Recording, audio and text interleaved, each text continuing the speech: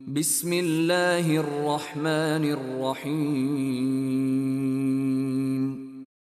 দয়াময় পরম দয়ালু আল্লাহর নামে।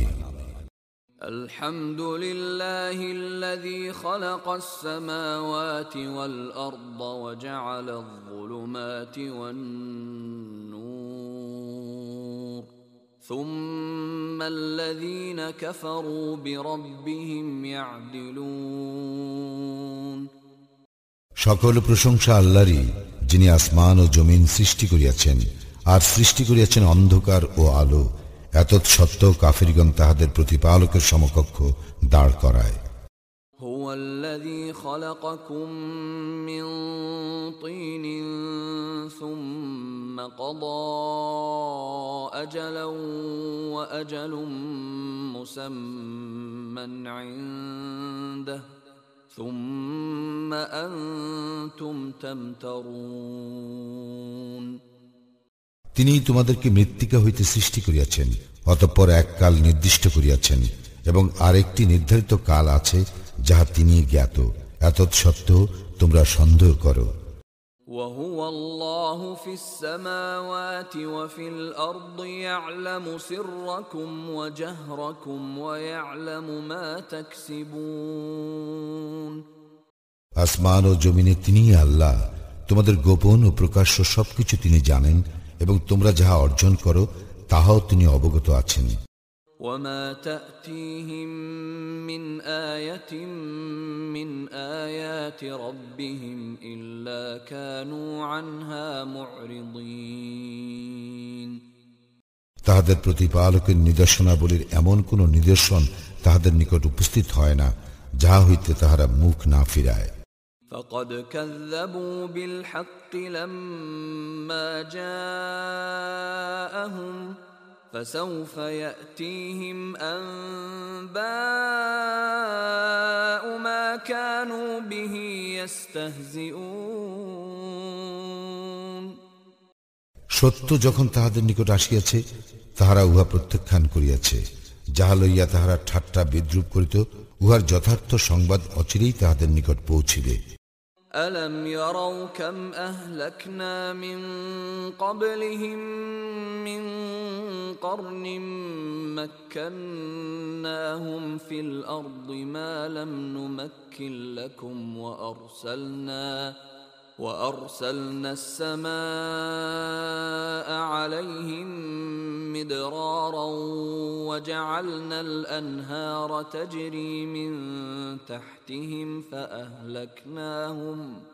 فأهلكناهم بذنوبهم وأنشأنا من بعدهم قرنا آخرين।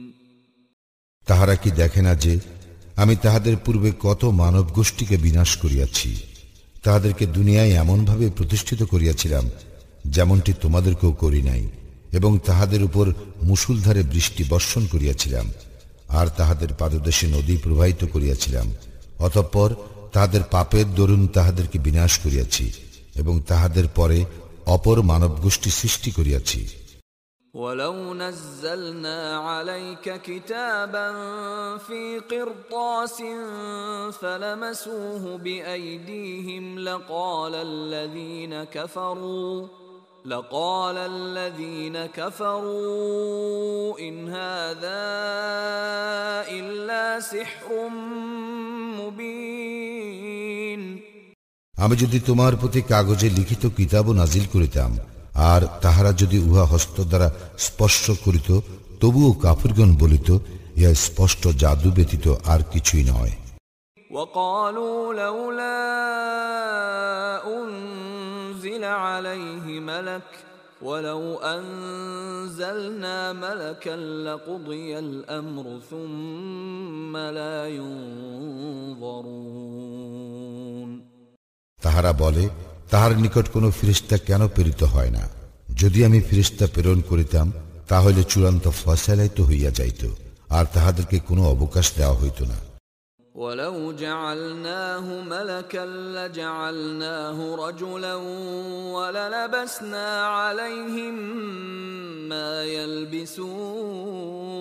يلبسون। যদি তাহাকে ফেরেশতা করিতাম তবে তাহাকে মানুষের আকৃতিতেই প্রেরণ করিতাম, আর তাহাদেরকে সেরূপ বিভ্রমে ফেলিতাম যেরূপ বিভ্রমে তাহারা এখনো রইয়াছে। وَلَقَدِ اسْتُهْزِئَ بِرُسُلٍ مِّن قَبْلِكَ فَحَاقَ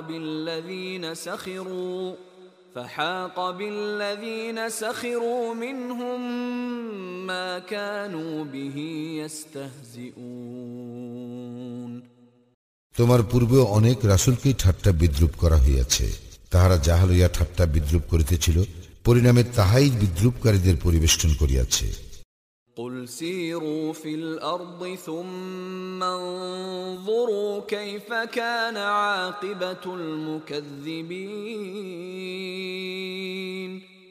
বলো, তোমরা পৃথিবীতে পরিভ্রমণ করো, অতঃপর দেখো যারা সত্যকে অস্বীকার করিয়াছে তাহাদের পরিণাম কি হইয়াছিল। قُلْ لِمَن مَّا فِي السَّمَاوَاتِ وَالْأَرْضِ قُل لِّلَّهِ كَتَبَ عَلَى نَفْسِهِ الرَّحْمَةَ لَيَجْمَعَنَّكُمْ إِلَى يَوْمِ الْقِيَامَةِ لَا رَيْبَ فِيهِ الَّذِينَ خَسِرُوا أَنفُسَهُمْ فَهُمْ لَا يُؤْمِنُونَ। বলো, আসমান ও জমিনে যাহা আছে তাহা কাহার? বলো, আল্লাহরই। দয়া করা তিনি তাহার কর্তব্য বলিয়া স্থির করিয়াছেন। কিয়ামতের দিন তিনি তোমাদেরকে অবশ্যই একত্র করিবেন, ইহাতে কোনো সন্দেহ নাই। যাহারা নিজেরাই নিজেদের ক্ষতি করিয়াছে তাহারা ঈমান আনিবে না। وَلَهُ مَا سَكَنَ فِي اللَّيْلِ وَالنَّهَارِ وَهُوَ السَّمِيعُ الْعَلِيمُ।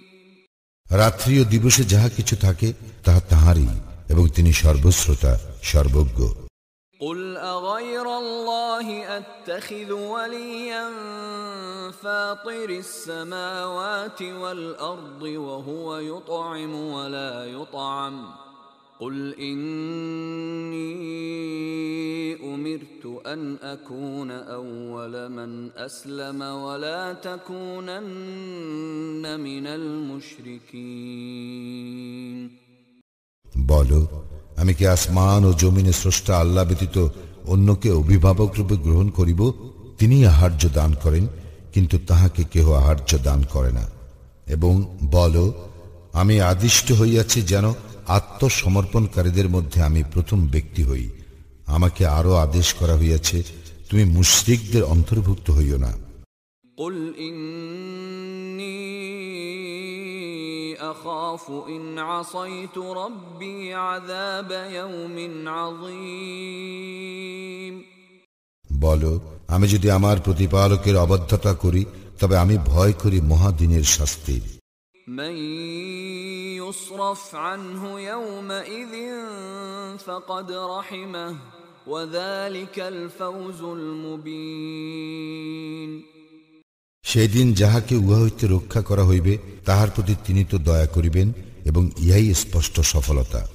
وَإِن يَمْسَسْكَ اللَّهُ بِضُرٍّ فَلَا كَاشِفَ لَهُ إِلَّا هُوَ وَإِن يَمْسَسْكَ بِخَيْرٍ فَهُوَ عَلَى كُلِّ شَيْءٍ قَدِيرٌ। আল্লাহ তোমাকে ক্লেশ দিলে তিনি ব্যতীত উহা মোচনকারী আর কেহ নাই, আর তিনি তোমার কল্যাণ করিলে তবে তিনিই তো সর্ববিষয়ে শক্তিমান। وَهُوَ الْقَاهِرُ فَوْقَ عِبَادِهِ وَهُوَ الْحَكِيمُ الْخَبِيرُ। তিনি আপন বান্দাদের উপর পরাক্রমশালী, তিনি প্রজ্ঞাময় জ্ঞাতা। قُلْ أَيُّ شَيْءٍ أَكْبَرُ شَهَادَةً قُلِ اللَّهُ شَهِيدٌ بَيْنِي وَبَيْنَكُمْ وَأُوحِيَ إِلَيَّ هَذَا الْقُرْآنُ لِأُنذِرَكُم بِهِ وَمَن بَلَغَ أَئِنَّكُمْ لَتَشْهَدُونَ أَنَّ مَعَ اللَّهِ آلِهَةً أُخْرَى قُل لَّا أَشْهَدُ قُلْ إِنَّمَا هُوَ إِلَٰهٌ واحد وإنني بريء مما تشركون বলো, সাক্ষ্যতে সর্বশ্রেষ্ঠ বিষয় কি? বলো, আল্লাহ আমার ও তোমাদের মধ্যে সাক্ষী, এবং এই কুরআন আমার নিকট প্রেরিত হইয়াছে যেন তোমাদেরকে এবং যাহার নিকট ইহা পৌঁছিবে তাহাদেরকে এতদ্বারা আমি সতর্ক করি। তোমরা কি এই সাক্ষ্য দাও যে আল্লাহর সঙ্গে অন্য ইলাহ আছে? বলো, আমি সেই সাক্ষ্য দেই না। বলো, তিনি তো এক ইলাহ, এবং তোমরা যে শরীক করো তা হইতে আমি অবশ্যই নির্লিপ্ত। الذين آتيناهم الكتاب يعرفونه كما يعرفون أبناءهم الذين خسروا أنفسهم فهم لا يؤمنون আমি যাহাদেরকে কিতাব দিয়াছি তাহারা তাহাকে সেইরূপ চেনে যেইরূপ চেনে তাহাদের সন্তানগণকে, যারা নিজেরাই নিজেদের ক্ষতি করিয়াছে, তাহারা বিশ্বাস করিবে না। ومن أظلم ممن افترى على الله كذبا أو كذب بآياته إنه لا يفلح الظالمون যে ব্যক্তি আল্লাহ সম্বন্ধে মিথ্যা রচনা করে অথবা তাহার নিদর্শনকে প্রত্যাখ্যান করে, তাহার অপেক্ষা অধিক জালিম আর কে? জালিমরা আদৌ সফল কাম হয় না। ويوم نحشرهم جميعا ثم نقول للذين أشركوا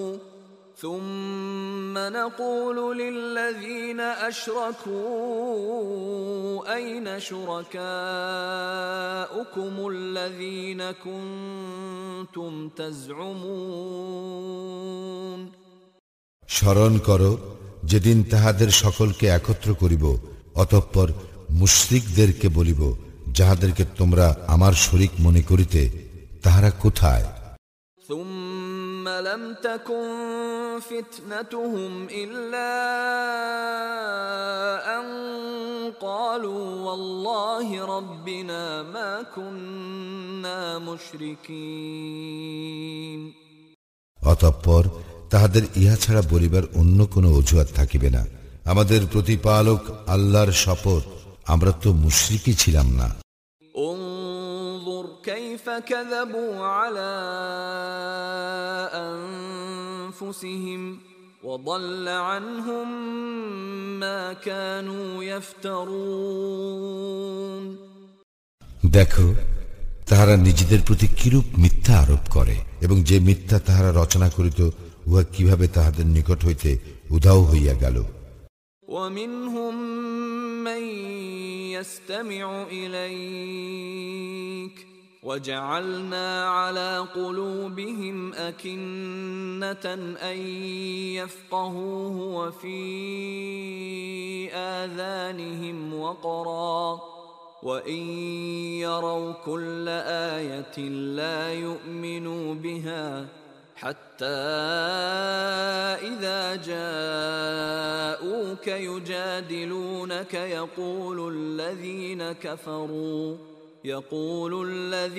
كفروا إن هذا إلا أساطير الأولين তাহাদের মধ্যে কতক তোমার দিকে কান পাতিয়া রাখে, কিন্তু আমি তাহাদের অন্তরের উপর আবরণ দিয়াছি যেন তাহারা তাহা উপলব্ধি করিতে না পারে। তাহাদেরকে বধির করিয়াছি এবং সমস্ত নিদর্শন প্রত্যক্ষ করিলেও তাহারা উহাতে ঈমান আনিবে না।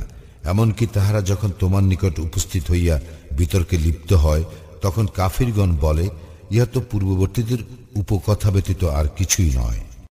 وهم ينهون عنه وينأون عنه وإن يهلكون إلا أنفسهم وما يشعرون তাহারা অন্যকে উহা শ্রবণে বিরত রাখে এবং নিজেরাও উহা হইতে দূরে থাকে, আর তাহারা নিজেরাই শুধু নিজেদেরকে ধ্বংস করে, অথচ তাহারা উপলব্ধি করে না। ولو ترى إذ وقفوا على النار فقالوا يا ليتنا نرد ولا نكذب بآيات ربنا ونكون من المؤمنين তুমি যদি দেখিতে পাইতে যখন তাহাদেরকে দোজখের পাশে দাঁড় করানো হইবে এবং তাহারা বলিবে, হায়, যদি আমাদের প্রত্যাবর্তন ঘটিত, তবে আমরা আমাদের প্রতিপালকের নিদর্শনকে অস্বীকার করিতাম না এবং আমরা মুমিনদের অন্তর্ভুক্ত হইতাম। بل بدا لهم ما كانوا يخفون من قبل ولو ردوا لعادوا لما نهوا عنه وإنهم لكاذبون না, পূর্বে তাহারা যাহা গোপন করিত তাহা এখন তাহাদের নিকট প্রকাশ পাইয়াছে এবং তাহারা প্রত্যাবর্তিত হইলেও যাহা করিতে তাহাদেরকে নিষেধ করা হইয়াছিল পুনরায় তাহারা তাহাই করিত এবং নিশ্চয়ই তাহারা মিথ্যাবাদী।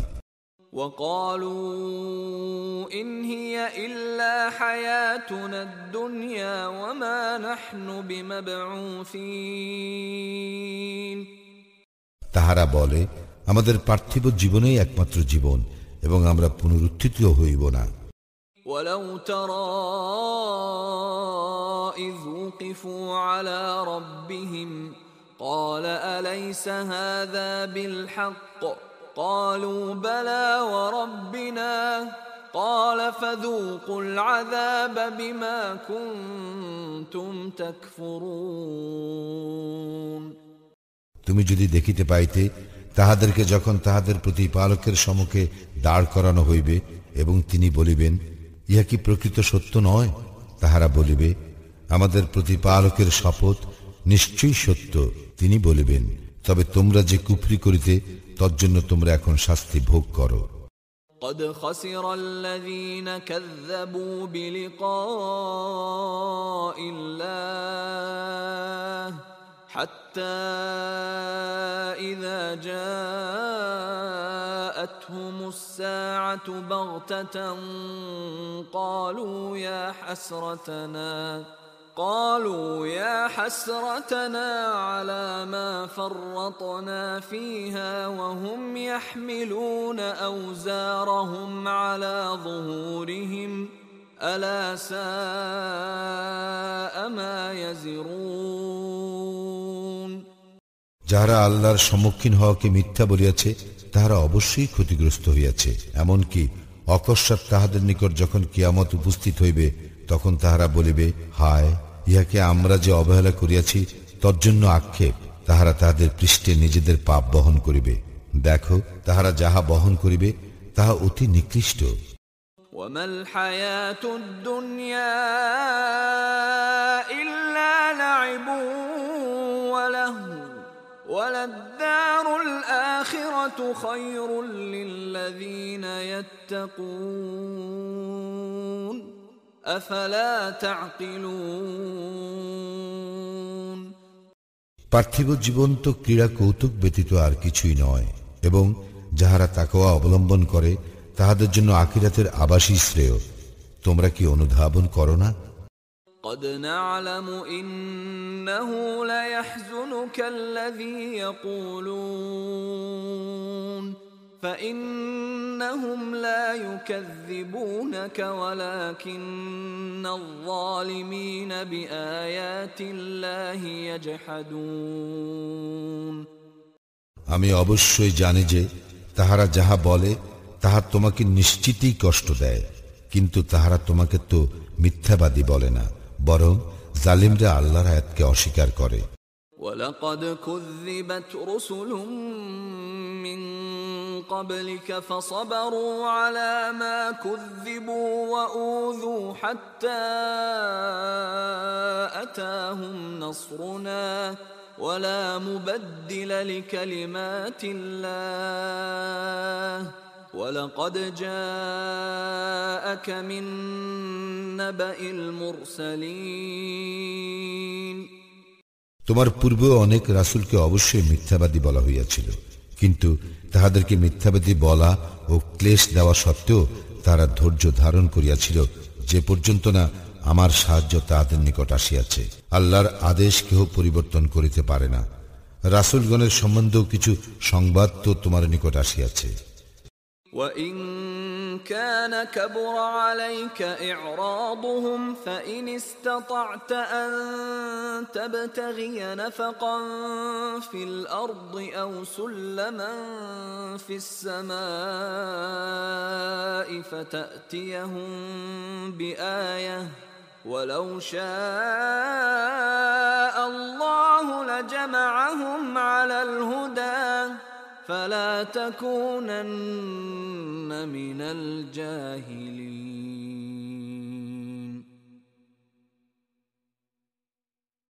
যদি তাহাদের উপেক্ষা তোমার নিকট কষ্টকর হয়, তবে পারিলে ভূগর্ভে সুড়ঙ্গ অথবা আকাশের সোপান অন্বেষণ করো এবং তাহাদের নিকট কোনো নিদর্শন আনো। আল্লাহ ইচ্ছা করিলে তাহাদের সকলকে অবশ্যই সৎপথে একত্র করিতেন। সুতরাং তুমি মূর্খদের অন্তর্ভুক্ত হইও না। إنما يستجيب الذين يسمعون والموتى يبعثهم الله ثم إليه يرجعون যাহারা শ্রবণ করে শুধু তাহারাই ডাকে সাড়া দেয়, আর মৃতকে আল্লাহ পুনর্জীবিত করিবেন, অতঃপর তাহার দিকেই তাহারা প্রত্যান্বিত হইবে। وقالوا لولا نزل عليه آية من ربه قل إن الله قادر على أن ينزل آية ولكن أكثرهم لا يعلمون তাহারা বলে, তাহার প্রতিপালকের নিকট হইতে তাহার নিকট কোন নিদর্শন অবতীর্ণ হয় না কেন? বল, নিদর্শন নাজিল করিতে আল্লাহ অবশ্যই সক্ষম, কিন্তু তাহাদের অধিকাংশই জানে না। وما من دابة في الأرض ولا طائر يطير بجناحيه إلا أمم أمثالكم ما فرطنا في الكتاب من شيء ثم إلى ربهم يحشرون ভূপৃষ্ঠে বিচরণশীল জীব এবং নিজ ডানার সাহায্যে উড়ন্ত পাখি, তাহারা সকলে তোমাদের মতোই এক একটি জাতি। কিতাবে কোনো কিছুই আমি বাদ দেই নাই, অতঃপর স্বীয় প্রতিপালকের দিকে তাহাদেরকে একত্র করা হইবে। والذين كذبوا بآياتنا صم وبكم في الظلمات من يشاء الله يضلله ومن يشاء يجعله على صراط مستقيم যাহারা আমার আয়াতসমূহকে অস্বীকার করে তাহারা বধির ও মুখ অন্ধকারে রহিয়াছে। যাহাকে ইচ্ছা আল্লাহ বিপদগামী করেন এবং যাহাকে ইচ্ছা তিনি সরল পথে স্থাপন করেন। قل أرأيتكم إن أتاكم عذاب الله أو أتتكم الساعة أغير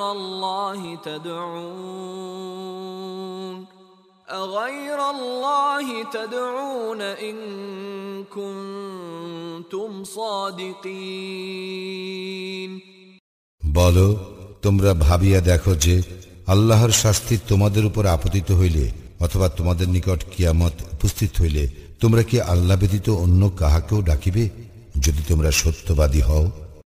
بل إياه تدعون فيكشف ما تدعون إليه إن شاء وتنسون ما تشركون না, তোমরা শুধু তাহাকেই ডাকিবে।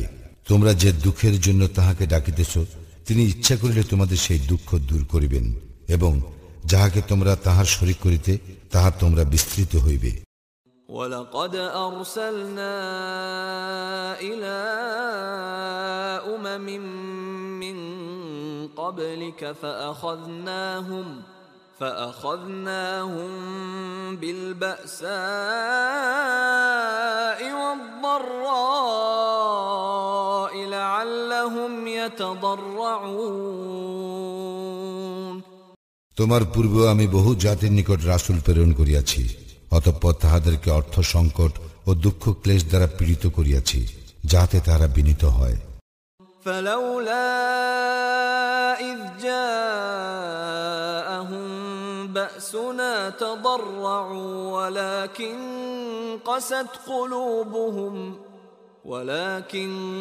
قست قلوبهم وزين لهم الشيطان ما كانوا يعملون আমার শাস্তি যখন তাহাদের উপর আপতিত হইল, তখন তাহারা কেন বিনীত হইল না? অধিকন্তু তাহাদের হৃদয় কঠিন হইয়াছিল এবং তাহারা যাহা করিতেছিল শয়তান তাহা তাহাদের দৃষ্টিতে শোভন করিয়াছিল।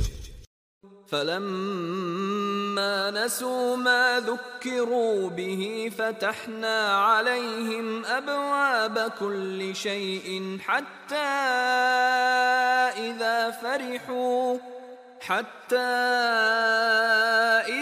فرحوا بما أوتوا أخذناهم بغتة فإذا هم مبلسون তাহাদেরকে যে উপদেশ দেওয়া হয়েছিল, তাহারা যখন তাহা বিস্তৃত হইল, তখন আমি তাহাদের জন্য সমস্ত কিছুর দ্বার উন্মুক্ত করিয়া দিলাম।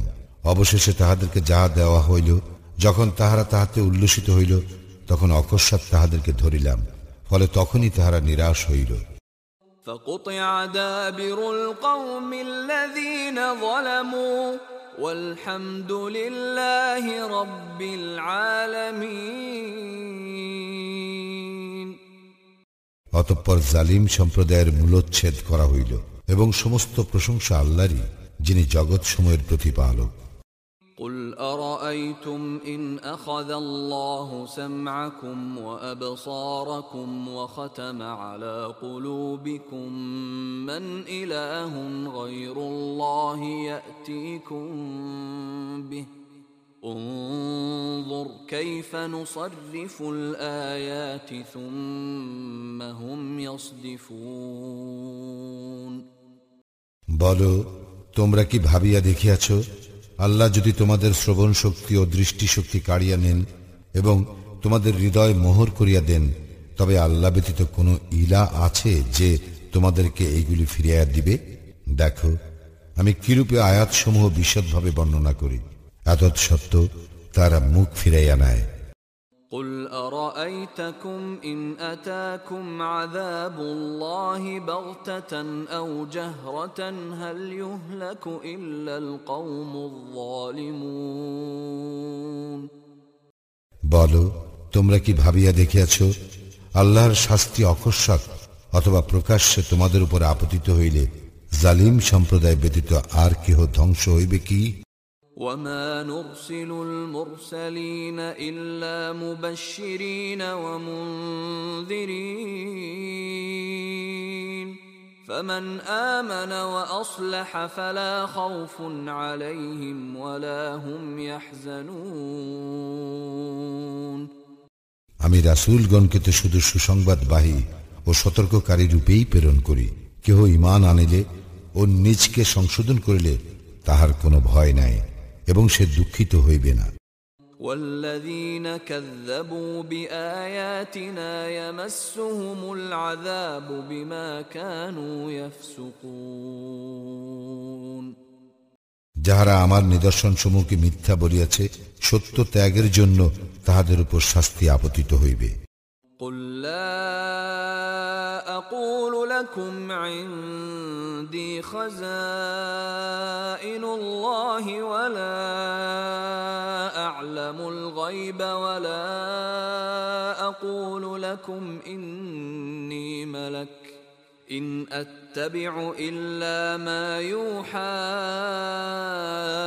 إلي قل هل يستوي الأعمى والبصير أفلا تتفكرون বলো, আমি তোমাদেরকে ইহা বলি না যে আমার নিকট আল্লাহর ধনভাণ্ডার আছে, অদৃশ্য সম্বন্ধ আমি অবগত নই, এবং তোমাদেরকে ইহাও বলি না যে আমি ফিরিস্তা, আমার প্রতি যাহা ওহী হয় আমি শুধু তাহারই অনুসরণ করি। বলো, অন্ধ ও চক্ষুষ্মান কি সমান? তোমরা কি অনুধাবন করো না? وأنذر به الذين يخافون أن يحشروا إلى ربهم ليس لهم من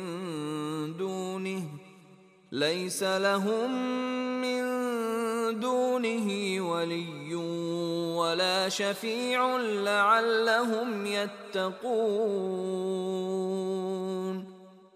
তুমি ইহা দ্বারা তাহাদেরকে সতর্ক করিয়া দাও, যাহারা ভয় করে যে তাহাদেরকে তাহাদের প্রতিপালকের নিকট সমবেত করা হইবে এমন অবস্থায় যে তিনি ব্যতীত তাহাদের কোনো অভিভাবক বা সুপারিশকারী থাকিবে না, হয়তো তাহারা সাবধান হইবে। ولا تطرد الذين يدعون ربهم بالغداة والعشي يريدون وجهه ما عليك من حسابهم من شيء وما من حسابك عليهم من شيء فتطردهم فتكون من الظالمين। যাহারা তাহাদের প্রতিপালককে প্রাতে ও সন্ধ্যায় তাহার সন্তুষ্টি লাভার্থে ডাকে, তাহাদেরকে তুমি বিতাড়িত করিও না। তাহাদের কর্মের জবাবদিহির দায়িত্ব তোমার নয়, এবং তোমার কোনো কর্মের জবাবদিহির দায়িত্ব তাহাদের নয় যে তুমি তাহাদেরকে বিতাড়িত করিবে। করিলে তুমি জালিমদের অন্তর্ভুক্ত হইবে। وكذلك فتنا بعضهم ببعض ليقولوا أهؤلاء من الله عليهم من بيننا أليس الله بأعلم بالشاكرين। আমি এইভাবে তাহাদের এক দলকে অন্য দল দ্বারা পরীক্ষা করিয়াছি, যেন তাহারা বলে, আমাদের মধ্যে কি ইহাদের প্রতি আল্লাহ অনুগ্রহ করিলেন? আল্লাহ কি কৃতজ্ঞ লোকদের সম্বন্ধে সবিশেষ অবহিত নন? وَإِذَا جَاءَكَ الَّذِينَ يُؤْمِنُونَ بِآيَاتِنَا فقل سلام عليكم كتب ربكم على نفسه الرحمة أنه من عمل منكم سوءا بجهالة ثم تاب من بعده وأصلح فأنه غفور رحيم। যাহারা আমার আয়াতসমূহে ঈমান আনে, তাহারা যখন তোমার নিকট আসে তখন তাহাদেরকে তুমি বলিও, তোমাদের প্রতি শান্তি বর্ষিত হোক। তোমাদের প্রতিপালক দয়া করা তাহার কর্তব্য বলিয়া স্থির করিয়াছেন। তোমাদের মধ্যে কেউ অজ্ঞাতবশত যদি মন্দ কাজ করে, অতঃপর তওবা করে এবং সংশোধন করে, তবে তো আল্লাহ ক্ষমাশীল, পরম দয়ালু।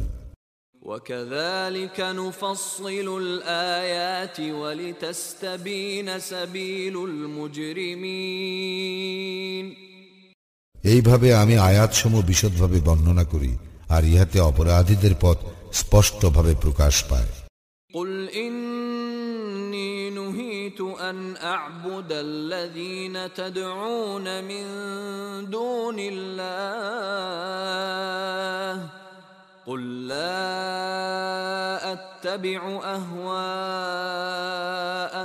قَدْ ضَلَلْتُ إِذًا وَمَا أَنَا مِنَ الْمُهْتَدِينَ।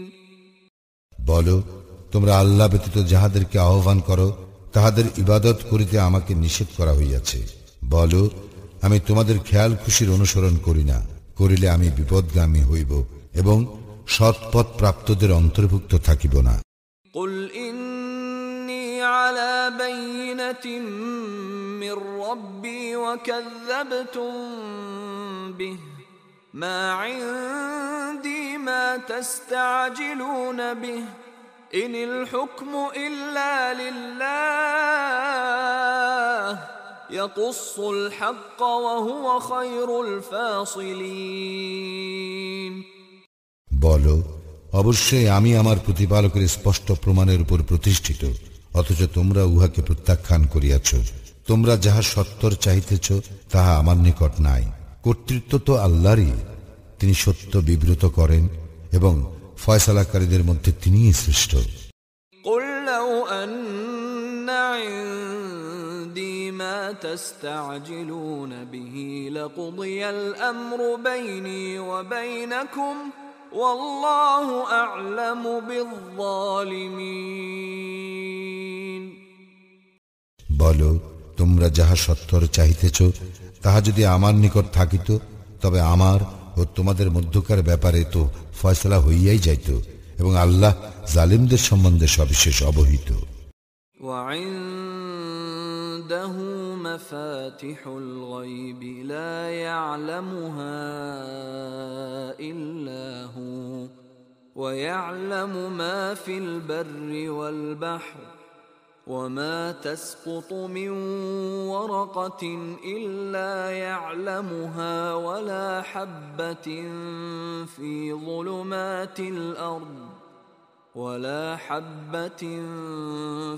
ظلمات الأرض ولا رطب ولا يابس إلا في كتاب مبين। অদৃশ্যের কুঞ্জি তাহারই নিকট রহিয়াছে, তিনি ব্যতীত অন্য কেহ তাহা জানে না। জলে ও স্থলে যাহা কিছু আছে তাহা তিনিই অবগত, তাহার অজ্ঞাতসারে একটি পাতাও পড়ে না। মৃত্তিকার অন্ধকারে এমন কোন শস্য কণাও অঙ্কুরিত হয় না, অথবা রসযুক্ত কিংবা শুষ্ক এমন কোন বস্তু নাই যা সুস্পষ্ট কিতাবে নাই।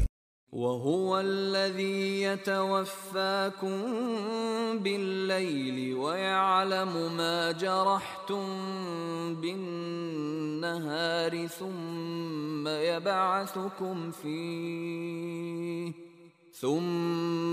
يبعثكم فيه ليقضى أجل مسمى ثم إليه مرجعكم ثم ينبئكم بما كنتم تعملون। তিনি রাত্রিকালে তোমাদের মৃত্যু ঘটান এবং দিবসে তোমরা যাহা করো তাহা তিনি জানেন। অতঃপর দিবসে তোমাদেরকে তিনি পুনর্জাগরিত করেন, যাহাতে নির্ধারিত কাল পূর্ণ হয়। অতঃপর তাহার দিকেই তোমাদের প্রত্যাবর্তন। অনন্তর তোমরা যাহা করো সে সম্বন্ধে তোমাদেরকে তিনি অবহিত করিবেন। وهو القاهر فوق عباده ويرسل عليكم حفظة حتى إذا جاء أحدكم الموت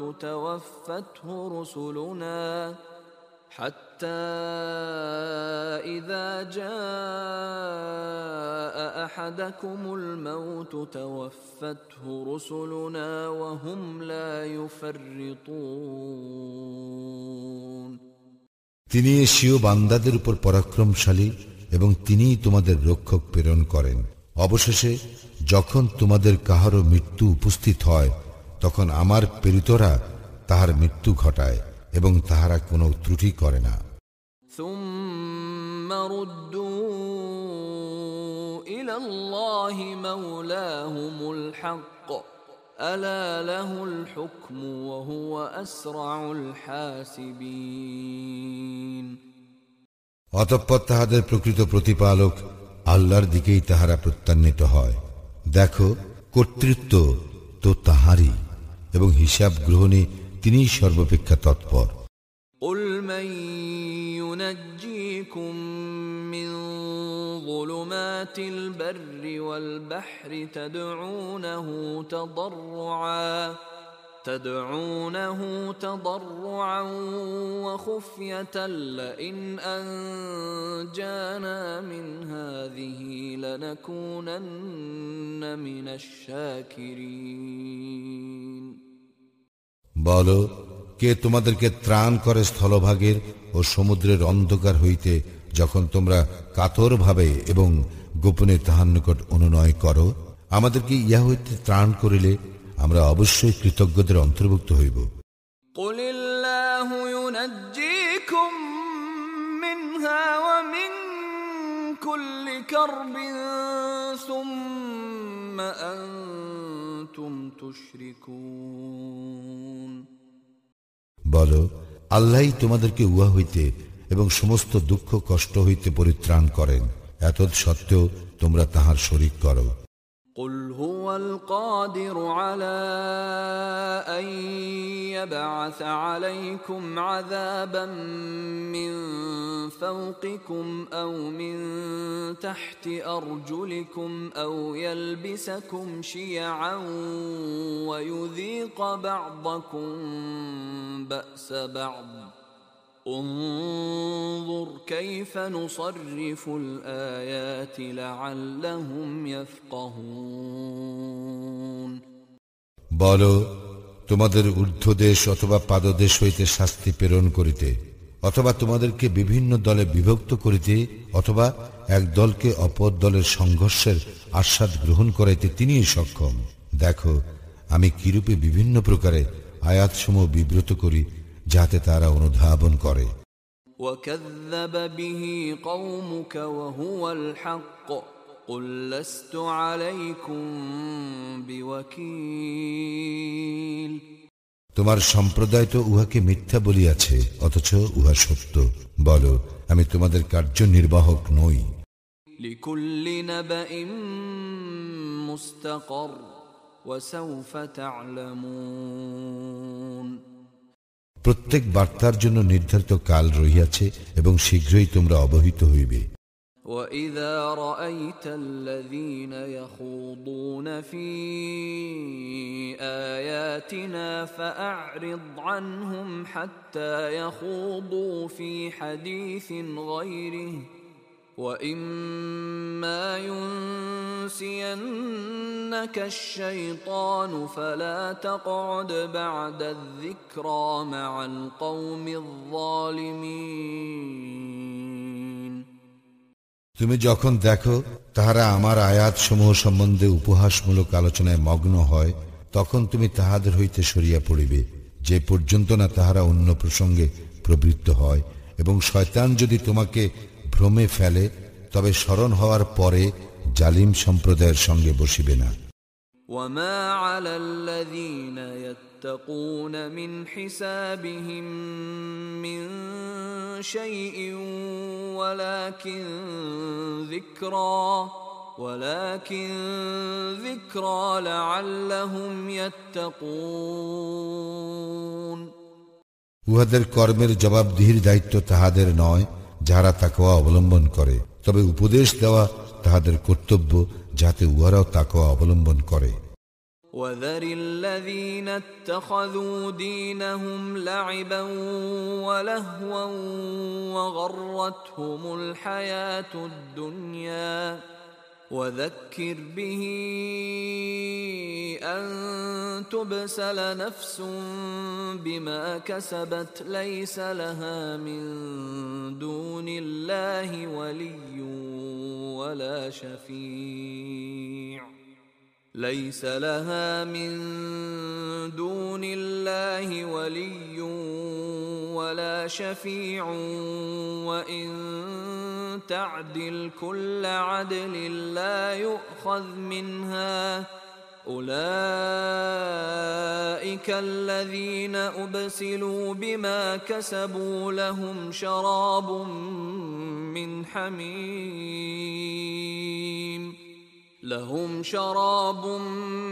من حميم وعذاب أليم بما كانوا يكفرون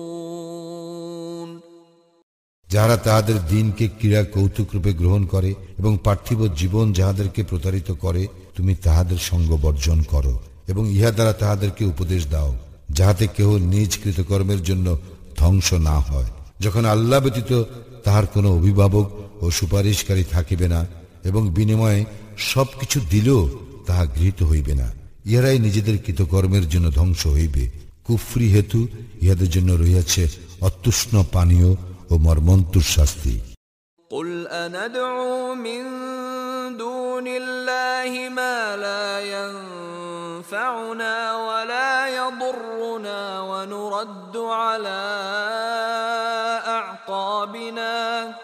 ونرد بنا بعد إذ هدانا الله كالذي استهوته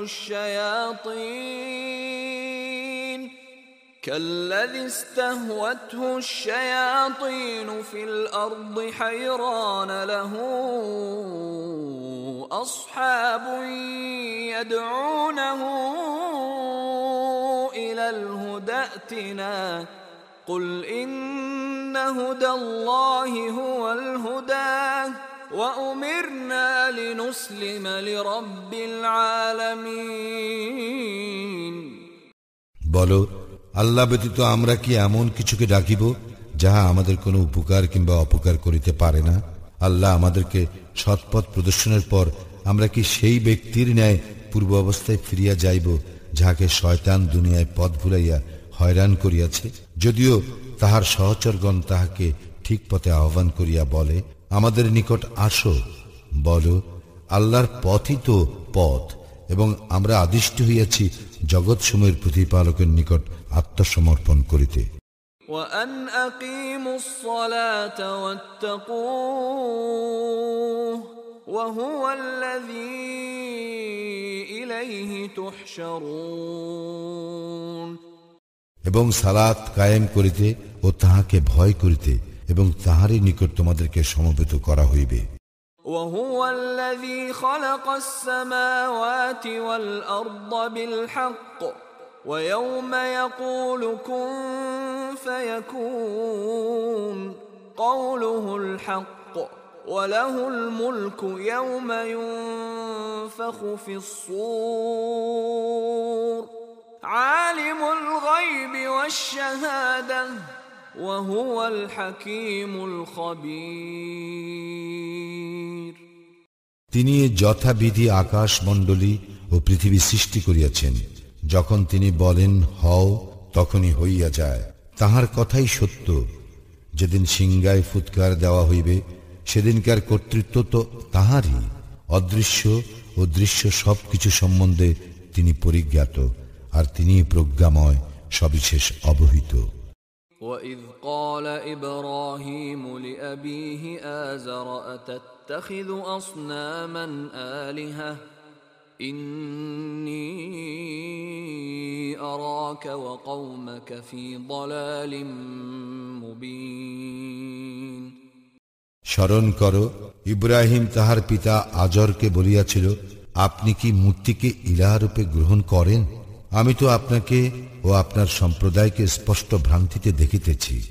وَكَذَلِكَ نُرِي إِبْرَاهِيمَ مَلَكُوتَ السَّمَاوَاتِ وَالْأَرْضِ وَلِيَكُونَ مِنَ الْمُوقِنِينَ।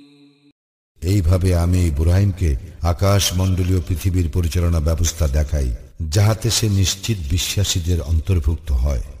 فَلَمَّا جَنَّ عَلَيْهِ اللَّيْلُ رَأَى كَوْكَبًا قَالَ هَذَا رَبِّي فَلَمَّا أَفَلَ قَالَ لَا أُحِبُّ الْآفِلِينَ।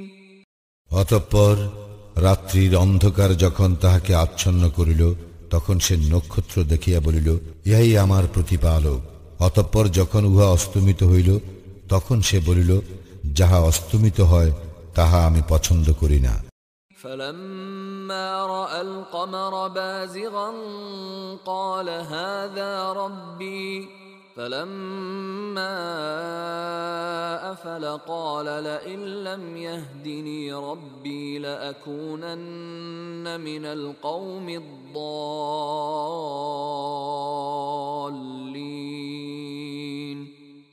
অতঃপর যখন সে চন্দ্রকে সমুজ্জ্বল রূপে উদিত হইতে দেখিল, তখন বলিল, ইহা আমার প্রতিপালক। যখন ইহাও অস্তমিত হইল, তখন বলিল, আমাকে আমার প্রতিপালক সৎপথ প্রদর্শন না করিলে আমি অবশ্যই পথভ্রষ্টদের অন্তর্ভুক্ত হইব। فَلَمَّا رَأَى الشَّمْسَ بَازِغَةً قَالَ هَذَا رَبِّي هَذَا أَكْبَرُ فَلَمَّا أَفَلَتْ قَالَ يَا قَوْمِ إِنِّي بَرِيءٌ تشركون অতঃপর যখন সে সূর্যকে দীপ্তিমান রূপে উদিত হইতে দেখিল তখন বলিল, ইহা আমার প্রতিপালক, ইহা সর্ববৃহৎ। যখন ইহাও অস্তমিত হইল তখন সে বলিল, হে আমার সম্প্রদায়, তোমরা যাহাকে আল্লাহর শরীক করো তাহার সঙ্গে আমার কোনো সংস্রব নাই। ইন্নী ওয়াজ্জাহতু ওয়াজহিয়া লিল্লাযী ফাতারাস সামাওয়াতি ওয়াল আরদা হানিফা ওয়া মা আনা মিনাল মুশরিকিন। আমি একনিষ্ঠভাবে তাহার দিকে মুখ ফিরাইতেছি, যিনি আকাশ মণ্ডলী ও পৃথিবী সৃষ্টি করিয়াছেন, এবং আমি মুশরিকদের অন্তর্ভুক্ত নই। وحاجه قومه قال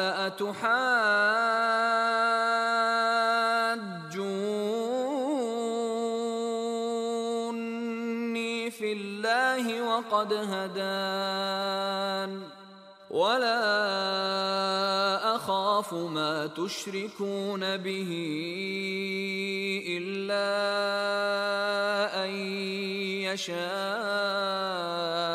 ربي شيئا وسع ربي كل شيء علما أفلا تتذكرون। তার সম্প্রদায় তাহার সঙ্গে বিতর্কে লিপ্ত হইল। সে বলিল, তোমরা কি আল্লাহ সম্বন্ধে আমার সঙ্গে বিতর্কে লিপ্ত হইবে? তিনি তো আমাকে সৎপথে পরিচালিত করিয়াছেন। আমার প্রতিপালক অন্যবিধ ইচ্ছা না করিলে তোমরা যাহাকে তাহার শরীক করো তাহাকে আমি ভয় করি না। সবকিছুই আমার প্রতিপালকের জ্ঞানায়ত্ত। তবে কি তোমরা অনুধাবন করিবে না? وكيف أخاف ما أشركتم ولا تخافون أنكم أشركتم بالله ما لم ينزل به عليكم سلطانا فأي الفريقين أحق بالأمن إن كنتم تعلمون। তোমরা যাকে আল্লাহর শরীক করো আমি তাহাকে কিরূপে ভয় করিব, অথচ তোমরা আল্লাহর শরীক করিতে ভয় করো না, যে বিষয়ে তিনি তোমাদেরকে কোনো সনদ দেন নাই। সুতরাং যদি তোমরা জানো তবে বলো, দুই দলের মধ্যে কোন দল নিরাপত্তা লাভের বেশি হকদার?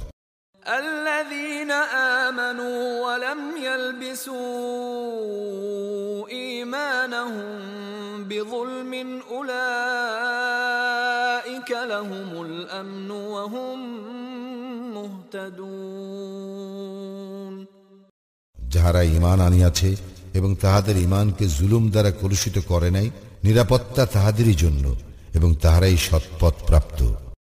وتلك حجتنا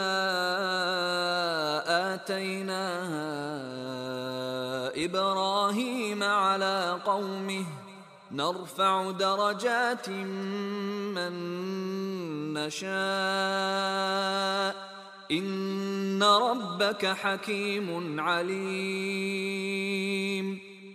আর ইহা আমার যুক্তি প্রমাণ যাহা ইব্রাহিমকে দিয়াছিলাম তার সম্প্রদায়ের মোকাবিলায়। আমি যাহাকে ইচ্ছা মর্যাদায় উন্নীত করি, নিশ্চয়ই তোমার প্রতিপালক প্রজ্ঞাময়, সর্বজ্ঞ। ووهبنا له إسحاق ويعقوب كلا هدينا ونوحا هدينا من قبل ومن ذريته داود وسليمان وأيوب ويوسف وموسى وهارون وكذلك نجزي المحسنين। আর আমি তাহাকে দান করিয়াছিলাম ইসহাক ও ইয়াকুব, ইহাদের প্রত্যেককে সৎপথে পরিচালিত করিয়াছিলাম। পূর্বে নূহকে সৎপথে পরিচালিত করিয়াছিলাম এবং তাহার বংশধর দাউদ, সুলাইমান ও আইয়ুব, ইউসুফ, মূসা ও হারুনকেও আর এইভাবেই সৎকর্মপরায়ণদের পুরস্কৃত করি। وزكريا ويحيى وعيسى وإلياس كل من الصالحين। এবং জাকারিয়া, ইয়াহিয়া, ঈসা এবং ইলিয়াসকেও সৎপথে পরিচালিত করিয়াছিলাম, ইহারা সকলেই সজ্জনদের অন্তর্ভুক্ত। وإسماعيل واليسع ويونس ولوطا وكلا فضلنا على العالمين আরো সৎপথে পরিচালিত করিয়াছিলাম ইসমাইল, আল ইয়াসা, ইউনুস ও লূতকে, এবং শ্রেষ্ঠত্ব দান করিয়াছিলাম বিশ্ব জগতের উপর প্রত্যেককে। ومن آبائهم وذرياتهم وإخوانهم واجتبيناهم وهديناهم إلى صراط مستقيم এবং ইহাদের পিতৃপুরুষ, বংশধর ও ভাতৃবৃন্দের কতককে আমি তাহাদেরকে মনোনীত করিয়াছিলাম এবং সরল পথে পরিচালিত করিয়াছিলাম। ذلك هدى الله يهدي به من يشاء من عباده ولو أشركوا لحبط عنهم ما كانوا يعملون ইহা আল্লাহর হিদায়েত, স্বীয় বান্দাদের মধ্যে যাহাকে ইচ্ছা তিনি ইহার দ্বারা সৎপথে পরিচালিত করেন। তাহারা যদি শিরক করিত তবে তাহাদের কৃতকর্ম নিষ্ফল হইতই। أولئك الذين آتيناهم الكتاب والحكم والنبوة فإن يكفر بها هؤلاء فقد وكلنا بها قوما ليسوا بها بكافرين আমি উহাদেরকেই কিতাব, কর্তৃত্ব ও নবুয়াত দান করিয়াছি। অতঃপর যদি ইহারা এইগুলিকে প্রত্যাখ্যানও করে তবে আমি তো এমন এক সম্প্রদায়ের প্রতি এইগুলির ভার অর্পণ করিয়াছি যারা এইগুলি প্রত্যাখ্যান করিবে না। أولئك الذين هدى الله فبهداه مقتده قل لا أسألكم عليه أجرا إن هو إلا ذكرى للعالمين উহাদেরকেই আল্লাহ সৎপথে পরিচালিত করিয়াছেন, সুতরাং তুমি তাহাদের পথের অনুসরণ করো। বলো, ইহার জন্য আমি তোমাদের নিকট পারিশ্রমিক চাই না, ইহা তো শুধু বিশ্ব জগতের জন্য উপদেশ। وما قدر الله حق قدره إذ قالوا ما أنزل الله على بشر من شيء قل من أنزل الكتاب الذي جاء به موسى نورا وهدى للناس تجعلونه قراطيس تبدونها وتخفون كثيرا وعلمتم ما لم تعلموا أنتم ولا آباؤكم قل الله ثم ذرهم في خوضهم يلعبون তাহারা আল্লাহর যথার্থ মর্যাদা উপলব্ধি করে নাই যখন তাহারা বলে আল্লাহ মানুষের নিকট কিছুই নাজিল করেন নাই। বলো, কে নাজিল করিয়াছেন মুসার আনিত কিতাব, যাহা মানুষের জন্য আলো ও পথ নির্দেশ ছিল? তাহা তোমরা বিভিন্ন পৃষ্ঠায় লিপিবদ্ধ করিয়া কিছু প্রকাশ করো ও যাহার অনেকাংশ গোপন রাখো, এবং যাহা তোমাদের পিতৃপুরুষগণ ও তোমরা জানিতে না তাহ শিক্ষা দেওয়া হইয়াছিল। বলো, আল্লাহই। অতঃপর তাহাদেরকে তাহাদের নিরর্থক আলোচনার রূপ খেলায় মগ্ন হইতে দাও। وهذا كتاب أنزلناه مبارك مصدق الذي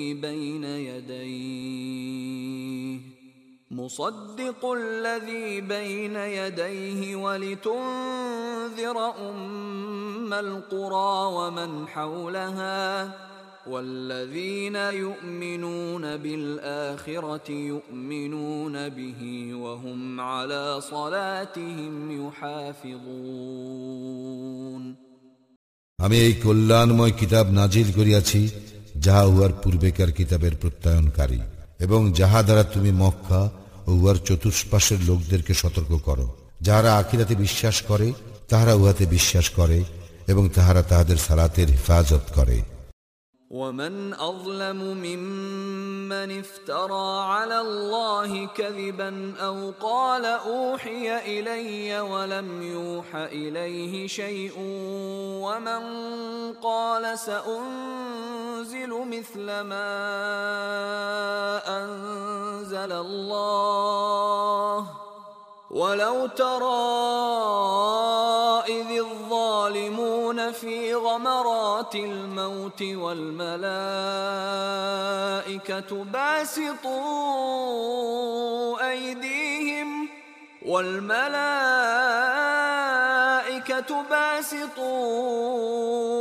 أيديهم أخرجوا أنفسكم اليوم تجزون عذاب الهون بما كنتم تقولون على الله غير الحق وكنتم عن آياته تستكبرون। তাহার চেয়ে বড় জালিম আর কে, যে আল্লাহ সম্বন্ধে মিথ্যা রচনা করে কিংবা বলে আমার নিকট ওহী হয়, যদিও তাহার প্রতি নাজিল হয় না, এবং যে বলে আল্লাহ যাহা নাজিল করিয়াছেন আমিও উহার অনুরূপ নাজিল করিব। যদি তুমি দেখিতে পাইতে যখন জালিমরা মৃত্যু যন্ত্রণায় রহিবে এবং ফেরেশতাগণ হাত বাড়াইয়া বলিবে তোমাদের প্রাণ বাহির করো, তোমরা আল্লাহর সম্বন্ধে অন্যায় বলিতে ও তাহার বিধান সম্বন্ধে ঔদ্ধত্য প্রকাশ করিতে, সেই জন্য আজ তোমাদেরকে অবমাননাকর শাস্তি দেওয়া হইবে। وَلَقَدْ جِئْتُمُونَا فُرَادَى كَمَا خَلَقْنَاكُمْ أَوَّلَ مَرَّةٍ وَتَرَكْتُمْ مَا خَوَّلْنَاكُمْ وَرَاءَ ظُهُورِكُمْ وَمَا نَرَى مَعَكُمْ شُفَعَاءَكُمُ الَّذِينَ زَعَمْتُمْ أَنَّهُمْ فِيكُمْ شُرَكَاءُ لَقَدْ تَقَطَّعَ بَيْنَكُمْ وَضَلَّ عَنكُمْ مَا كُنتُمْ تَزْعُمُونَ। তোমরা তো আমার নিকট নিঃসঙ্গ অবস্থায় আসিয়াছ, যেমন আমি প্রথমে তোমাদেরকে সৃষ্টি করিয়াছিলাম। তোমাদেরকে যাহা দিয়াছিলাম তাহা তোমরা পশ্চাতে ফেলিয়া আসিয়াছ। তোমরা যাহাদেরকে তোমাদের ব্যাপারে শরীক মনে করিতে, তোমাদের সেই সুপারিশকারীগণকেও তোমাদের সঙ্গে দেখিতেছি না।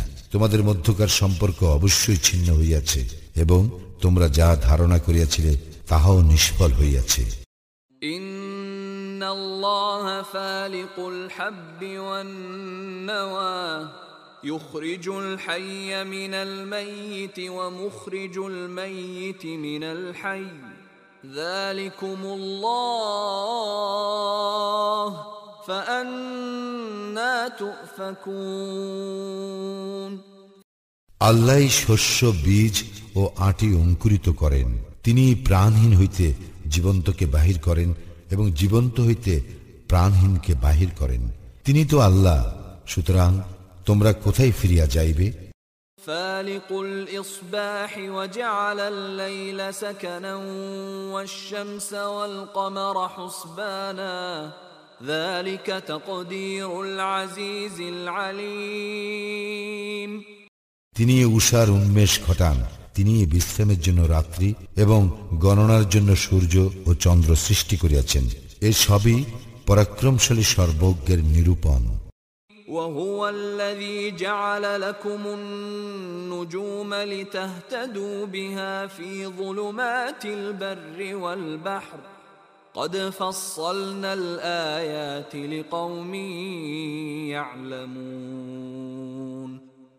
তিনি তোমাদের জন্য নক্ষত্র সৃষ্টি করিয়াছেন যেন তদ্বারা স্থলের ও সমুদ্রের অন্ধকারে তোমরা পথ পাও।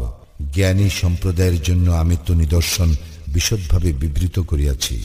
وهو الذي أنشأكم من نفس واحدة فمستقر ومستودع قد فصلنا الآيات لقوم يفقهون। তিনি তোমাদেরকে একই ব্যক্তি হইতে সৃষ্টি করিয়াছেন এবং তোমাদের জন্য দীর্ঘ ও স্বল্পকালীন বাসস্থান রইয়াছে। অনুধাবনকারী সম্প্রদায়ের জন্য আমি তো নিদর্শন সমূহ বিশদভাবে বিবৃত করিয়াছি। وهو الذي أنزل من السماء ماء فأخرجنا به نبات كل شيء فأخرجنا منه خضرا نخرج منه حبا متراكبا ومن النخل من طلعها قنوان دانية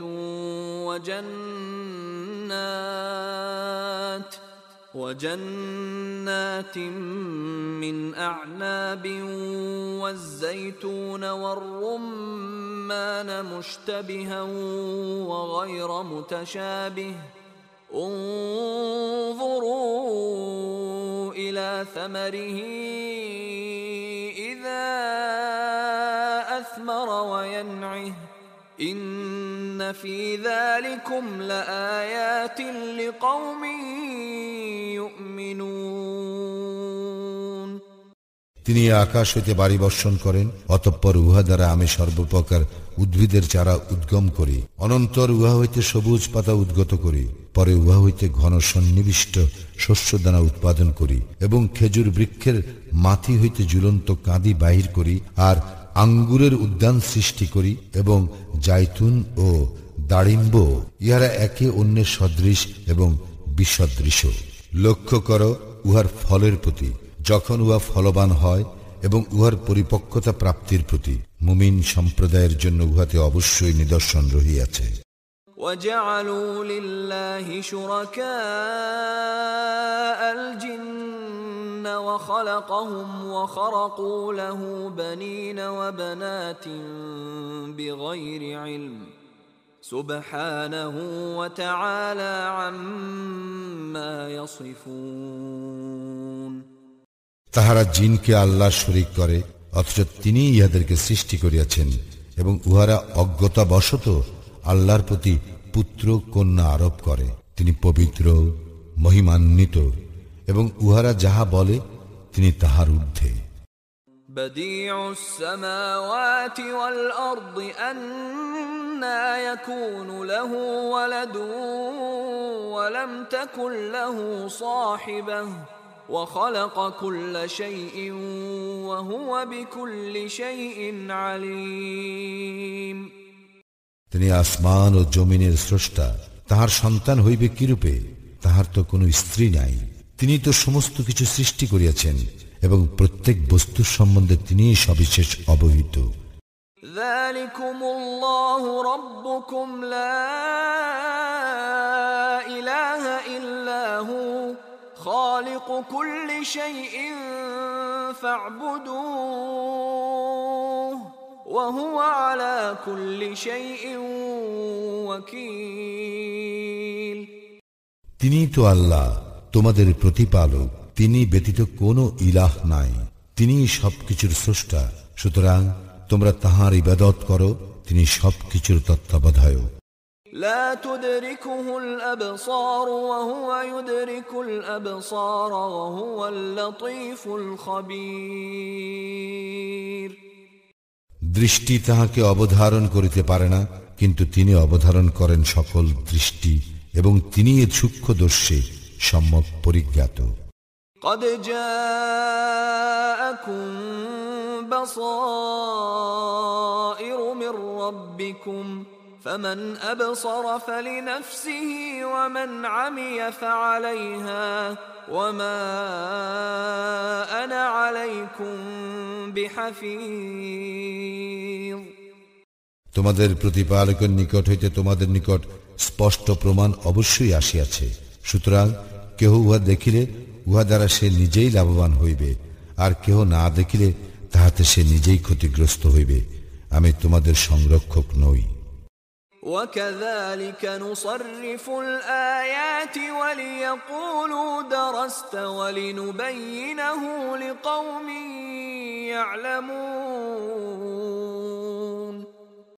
আমি এইভাবে নির্দেশনাবলী বিভিন্ন প্রকারে বিবৃত করি, ফলে উহারা বলে, তুমি পড়িয়া লইয়াছ, কিন্তু আমি তো সুস্পষ্টভাবে বিবৃত করি জ্ঞানী সম্প্রদায়ের জন্য।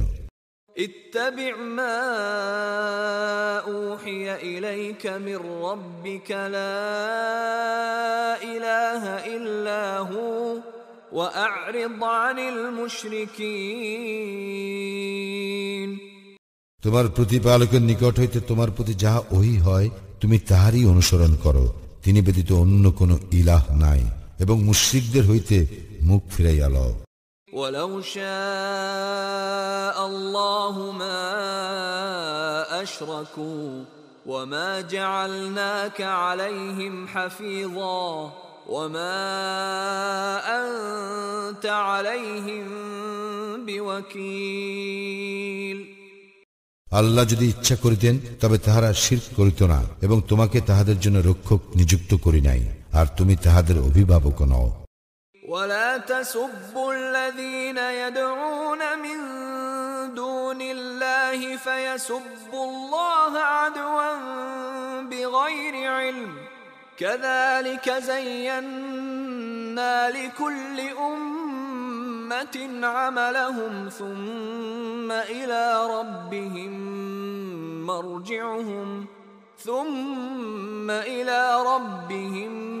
مرجعهم فينبئهم بما كانوا يعملون আল্লাহকে ছাড়িয়া যাহাদেরকে তাহারা ডাকে তাহাদেরকে তোমরা গালি দিও না, কেননা তাহারা সীমা লঙ্ঘন করিয়া অজ্ঞানতাবশত আল্লাহকে গালি দিবে।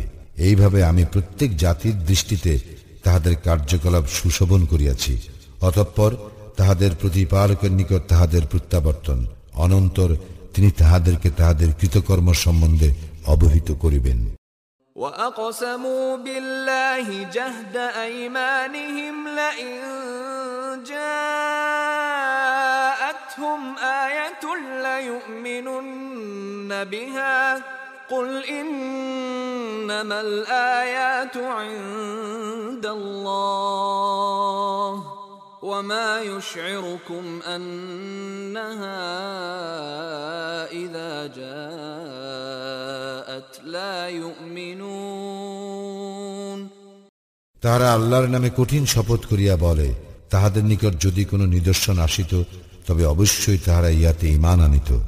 বল, নিদর্শন তো আল্লাহর ইখতিয়ারভুক্ত, তাহাদের নিকট নিদর্শন আসিলেও তাহারা যে ঈমান আনিবে না, ইহা কিভাবে তোমাদের বোধগম্য করানো যাইবে? وَنُقَلِّبُ أَفْئِدَتَهُمْ وَأَبْصَارَهُمْ كَمَا لَمْ يُؤْمِنُوا بِهِ أَوَّلَ مَرَّةٍ وَنَذَرُهُمْ فِي طُغْيَانِهِمْ يَعْمَهُونَ তাহারা যেমন প্রথমবার উহাতে ঈমান আনে নাই, তেমনি আমিও তাহাদের মনোভাবের ও দৃষ্টিভঙ্গির পরিবর্তন করিয়া দিব, এবং তাহাদেরকে তাহাদের অবাধ্যতায় উদ্ভ্রান্তের ন্যায় ঘুরিয়া বেড়াইতে দিব। وَلَوْ أَنَّنَا نَزَّلْنَا إِلَيْهِمُ الْمَلَائِكَةَ وَكَلَّمَهُمُ الْمَوْتَى وحشرنا عليهم كل شيء قبلا ما كانوا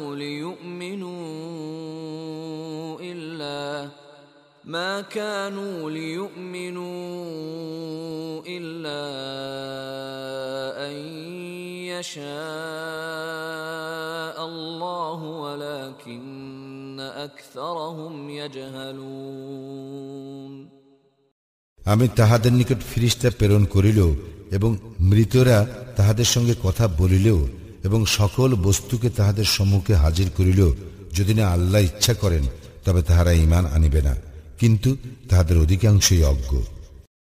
وَكَذَلِكَ جَعَلْنَا لِكُلِّ نَبِيٍّ عَدُوًّا شَيَاطِينَ الْإِنسِ وَالْجِنِّ يوحي بعضهم إلى بعض زخرف القول غرورا ولو شاء ربك ما فعلوه فذرهم وما يفترون এই রূপে আমি মানব ও জিনের মধ্যে শয়তানদেরকে প্রত্যেক নবীর শত্রু করিয়াছি, প্রতারণার উদ্দেশ্যে তাহাদের একে অন্যকে চমকপ্রদ বাক্য দ্বারা প্ররোচিত করে। যদি তোমার প্রতিপালক ইচ্ছা করিতেন তবে তাহারা ইহা করিত না। সুতরাং তুমি তাহাদেরকে ও তাহাদের মিথ্যা রচনাকে বর্জন করো। وَلِتَصْغَى إِلَيْهِ أَفْئِدَةُ الَّذِينَ لَا يُؤْمِنُونَ بِالْآخِرَةِ وَلِيَرْضَوْهُ وَلِيَقْتَرِفُوا مَا هُمْ مُقْتَرِفُونَ আর তাহারা এই উদ্দেশ্যে প্ররোচিত করে যে যাহারা আখিরাতে বিশ্বাস করে না তাহাদের মন যেন উহার প্রতি অনুরাগী হয় এবং উহাতে যেন তাহারা প্রতুষ্ট হয়, আর তাহারা যে অপকর্ম করে তাহাই যেন তাহারা করিতে থাকে। أفغير الله أبتغي حكما وهو الذي أنزل إليكم الكتاب مفصلا والذين آتيناهم الكتاب يعلمون أنه منزل من ربك بالحق فلا تكونن من الممترين বলো, তবে কি আমি আল্লাহ ব্যতীত অন্যকে সালিস মানিব, যদিও তিনি তোমাদের প্রতি সুস্পষ্ট কিতাব অবতীর্ণ করিয়াছেন। আমি যাহাদেরকে কিতাব দিয়াছি তাহারা জানে যে উহা তোমার প্রতিপালকের নিকট হইতে সত্য সহ অবতীর্ণ হইয়াছে, সুতরাং তুমি সন্দিহানদের অন্তর্ভুক্ত হইও না।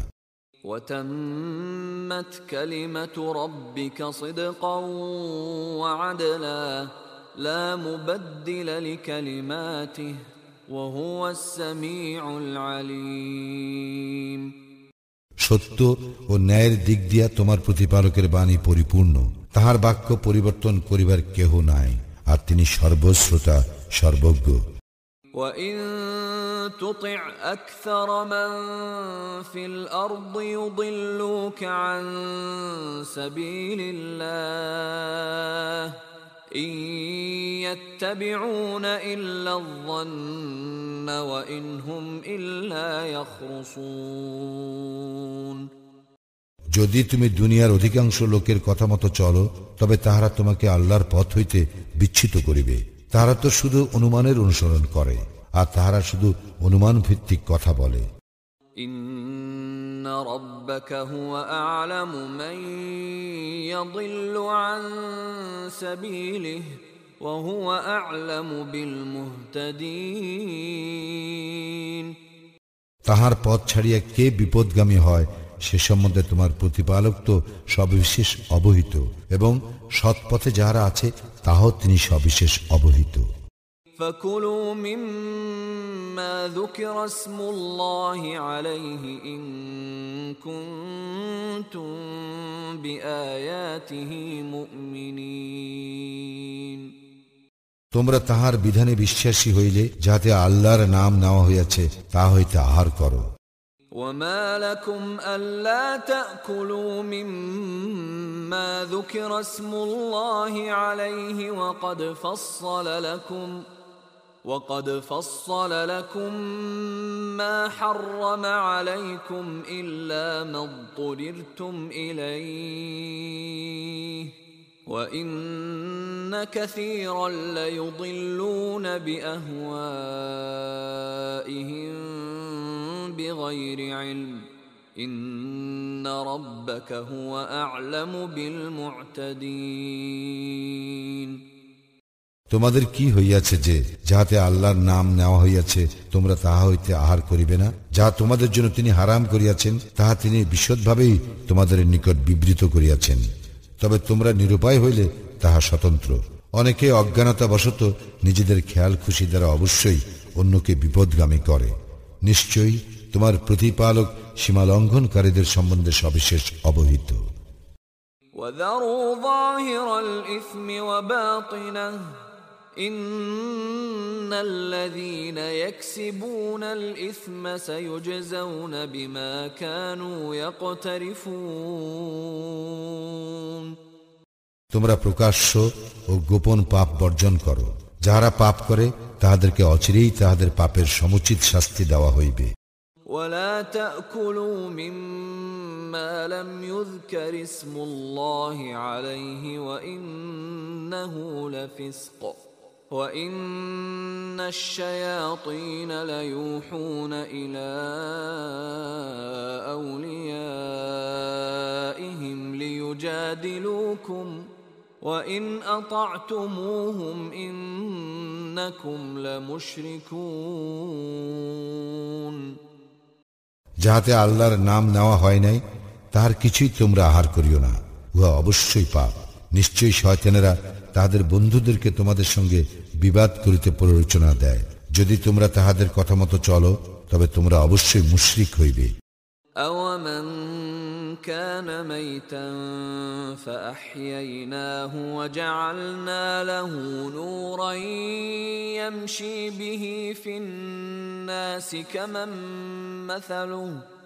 كَمَنْ مَثَلُهُ فِي الظُّلُمَاتِ لَيْسَ بِخَارِجٍ مِنْهَا كَذَلِكَ زُيِّنَ لِلْكَافِرِينَ مَا كَانُوا يَعْمَلُونَ।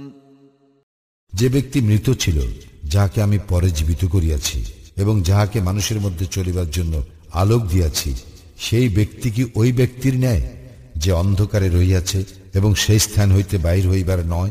এইরূপে কাফিরদের দৃষ্টিতে তাহাদের কৃতকর্ম শোভন করিয়া দেওয়া হইয়াছে। وَكَذَلِكَ جَعَلْنَا فِي كُلِّ قَرْيَةٍ أَكَابِرَ مُجْرِمِيهَا لِيَمْكُرُوا فِيهَا وَمَا يَمْكُرُونَ إِلَّا بِأَنفُسِهِمْ وَمَا يَشْعُرُونَ। এইরূপে আমি প্রত্যেক জনপদে সেখানকার অপরাধীদের প্রধানকে সেখানে চক্রান্ত করার অবকাশ দিয়াছি, কিন্তু তাহারা শুধু তাহাদের নিজেদের বিরুদ্ধে চক্রান্ত করে, অথচ তাহারা উপলব্ধি করে না।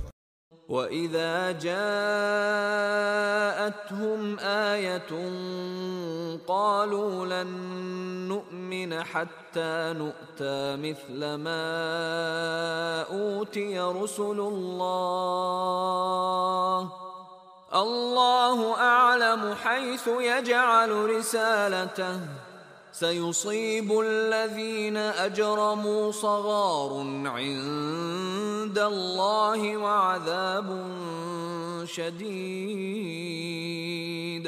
وَعَذَابٌ شَدِيدٌ بِمَا كَانُوا يَمْكُرُونَ। যখন তাহাদের নিকট কোনো নিদর্শন আসে, তাহারা তখন বলে, আল্লাহর রাসূলগণকে যাহা দেওয়া হইয়াছিল আমাদেরকেও তাহা না দেওয়া পর্যন্ত আমরা কখনো বিশ্বাস করিব না। আল্লাহ তাহার রিসালাতের দায়িত্ব কাহার উপর অর্পণ করিবেন তাহা তিনিই ভালো জানেন। যাহারা অপরাধ করিয়াছে, চক্রান্তের জন্য আল্লাহর নিকট হইতে লাঞ্ছনা ও কঠোর শাস্তি তাহাদের উপর আপতিত হইবেই। فَمَن يُرِدِ اللَّهُ أَن يَهْدِيَهُ يَشْرَحْ صَدْرَهُ لِلْإِسْلَامِ وَمَن يُرِدْ أَن يُضِلَّهُ يَجْعَلْ صَدْرَهُ ضَيِّقًا حَرَجًا كَأَنَّمَا يَصَّعَّدُ فِي السَّمَاءِ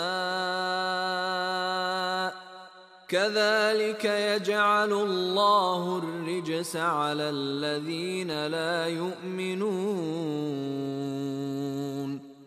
আল্লাহ কাহাকেও সৎপথে পরিচালিত করিতে চাইলে তিনি তাহার বক্ষ ইসলামের জন্য প্রশস্ত করিয়া দেন, এবং কাহাকেও বিপদগামী করিতে চাইলে তিনি তাহার বক্ষ অতিশয় সংকীর্ণ করিয়া দেন। তাহার কাছে ইসলাম অনুসরণ আকাশে আরোহণের মতোই দুঃসাধ্য হইয়া পড়ে। যাহারা বিশ্বাস করে না, আল্লাহ তাহাদেরকে এইভাবেই লাঞ্ছিত করেন। وَهَذَا صِرَاطُ رَبِّكَ مُسْتَقِيمًا قَدْ فَصَّلْنَا الْآيَاتِ لِقَوْمٍ يَذَّكَّرُونَ।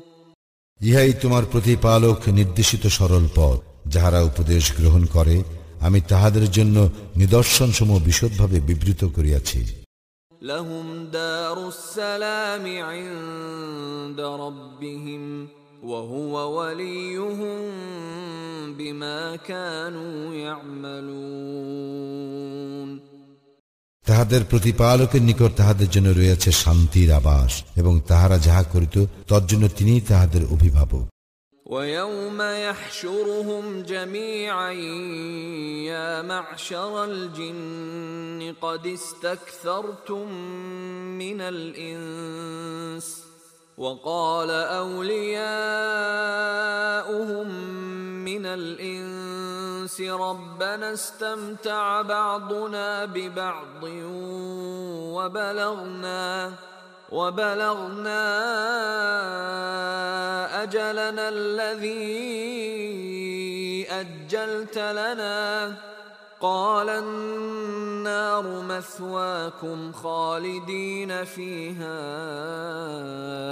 إلا ما شاء الله إن ربك حكيم عليم যেদিন তিনি তাহাদের সকলকে একত্র করিবেন এবং বলিবেন, হে জিন সম্প্রদায়, তোমরা তো অনেক লোককে তোমাদের অনুগামী করিয়াছিলে এবং মানব সমাজের মধ্যে তাহাদের বন্ধুগণ বলিবে, হে আমাদের প্রতিপালক, আমাদের মধ্যে কতক অপরের দ্বারা লাভবান হইয়াছে এবং তুমি আমাদের জন্য যে সময় নির্ধারণ করিয়াছিলে এখন আমরা উহাতে উপনীত হইয়াছি।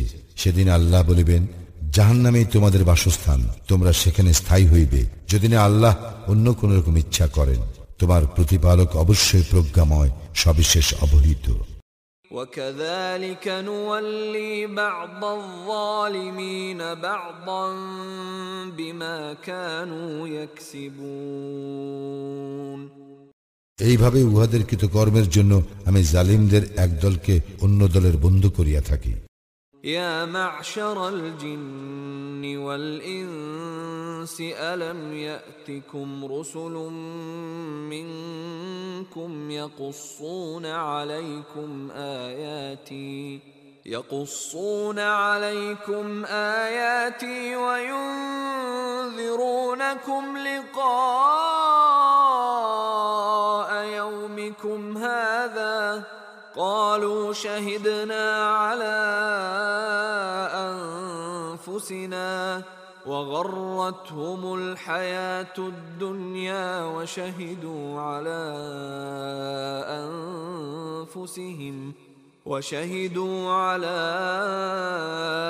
أنفسهم أنهم كانوا كافرين আমি উহাদেরকে বলিব, হে জিন ও মানব সম্প্রদায়, তোমাদের মধ্য হইতে কি রাসূলগণ তোমাদের নিকট আসে নাই, যাহারা আমার নিদর্শন তোমাদের নিকট বিব্রত করিত এবং তোমাদেরকে এই দিনের সম্মুখীন হওয়ার সম্বন্ধে সতর্ক করিত? উহারা বলিবে, আমরা আমাদের বিরুদ্ধে সাক্ষ্য দিলাম। বস্তুত পার্থিব জীবন উহাদেরকে প্রতারিত করিয়াছিল, আর উহারা নিজেদের বিরুদ্ধে এ সাক্ষ্য দিবে যে তাহারা কাফির ছিল। ذلك أن لم يكن ربك مهلك القرى بظلم وأهلها غافلون ইহা এই হেতু যে অধিবাসী বৃন্দ যখন অনবহিত তখন কোন জনপদকে উহার অন্যায় আচরণের জন্য ধ্বংস করা তোমার প্রতিপালকের কাজ নয়। وَلِكُلٍّ دَرَجَاتٌ مِّمَّا عَمِلُوا وَمَا رَبُّكَ بِغَافِلٍ عَمَّا يَعْمَلُونَ প্রত্যেকে যাহা করে তদ অনুসারে তাহার স্থান রইয়াছে এবং উহারা যাহা করে সে সম্বন্ধে তোমার প্রতিপালক অনবহিত নন। وَرَبُّكَ الْغَنِيُّ ذُو الرَّحْمَةِ إِن يَشَأْ يُذْهِبْكُمْ وَيَسْتَخْلِفْ مِن بَعْدِكُم مَّا يَشَاءُ كَمَا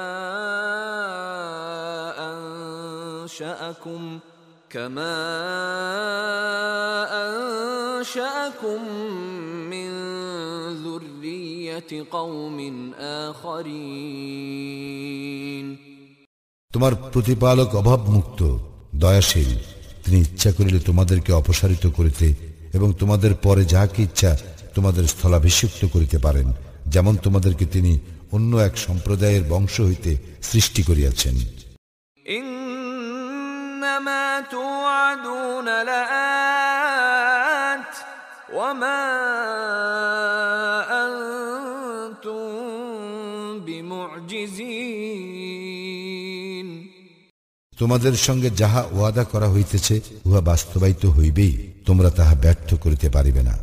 قل يا قوم اعملوا على مكانتكم إني عامل فسوف تعلمون من تكون له عاقبة الدار إنه لا يفلح الظالمون।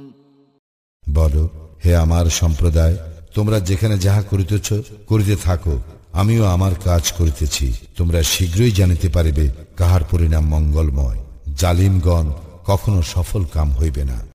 وَجَعَلُوا لِلَّهِ مِمَّا ذَرَأَ مِنَ الْحَرْثِ وَالْأَنْعَامِ نَصِيبًا فَقَالُوا هَذَا لِلَّهِ بِزَعْمِهِمْ وَهَذَا لِشُرَكَائِنَا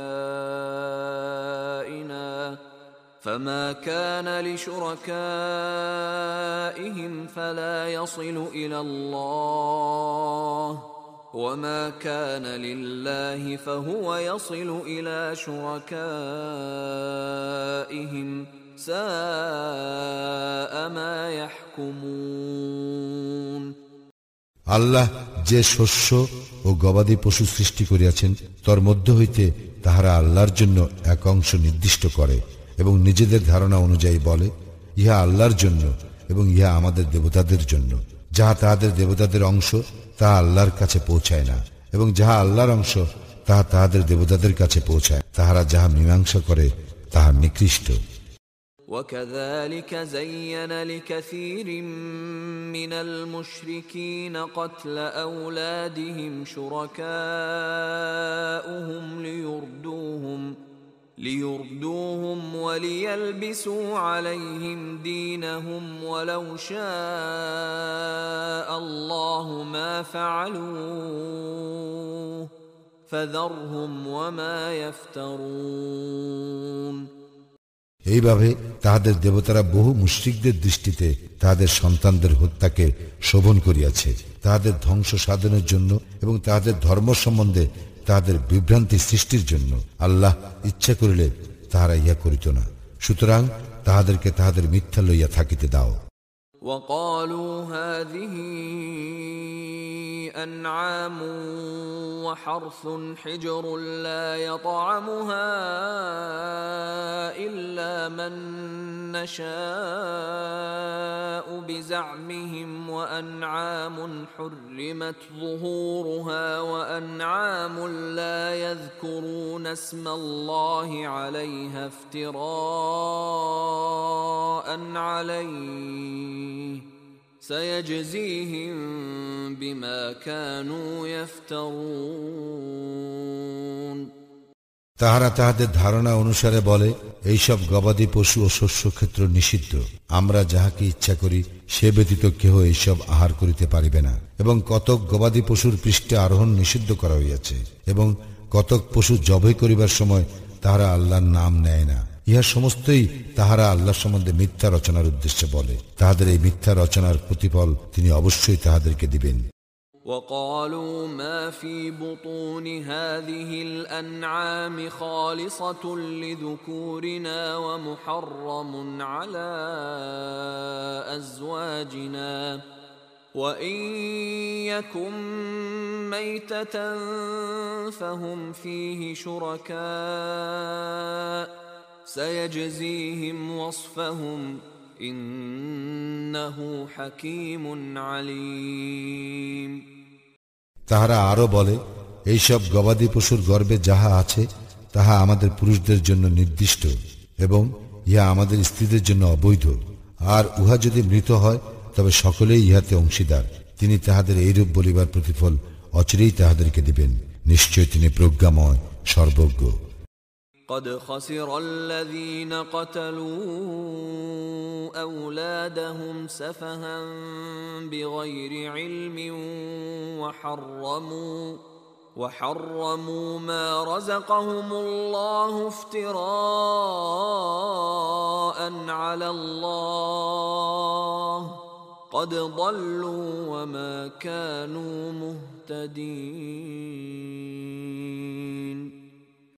যারা নির্বুদ্ধিতার দরুন এবং অজ্ঞানতাবশত নিজেদের সন্তানদের হত্যা করে এবং আল্লাহ প্রদত্ত জীবিকাকে আল্লাহ সম্বন্ধে মিথ্যা রচনা করিবার উদ্দেশ্যে নিষিদ্ধ গণ্য করে, তাহারা তো ক্ষতিগ্রস্ত হইয়াছে, তাহারা অবশ্যই বিপদগামী হইয়াছে এবং তাহারা সৎপথ প্রাপ্ত ছিল না। وهو الذي أنشأ جنات معروشات وغير معروشات والنخل والزرع مختلفا أكله والزيتون والرمان متشابها وغير متشابه كلوا من ثمره إذا أثمر وآتوا حقه يوم حصاده ولا تسرفوا إنه لا يحب المسرفين তিনি এই লতা ও বৃক্ষ উদ্যান সমূহ সৃষ্টি করিয়াছেন এবং খেজুর বৃক্ষ, বিভিন্ন স্বাদ বিশিষ্ট খাদ্যশস্য, জায়তুন ও দাড়িম্ব সৃষ্টি করিয়াছেন। এইগুলি একে অন্যের সদৃশ এবং বিসদৃশ। যখন উহা ফলবান হয় তখন উহার ফল আহার করিবে, আর ফসল তুলিবার দিনে উহার হক প্রদান করিবে এবং অপচয় করিবে না। নিশ্চয় তিনি অপচয়কারীদের পছন্দ করেন না।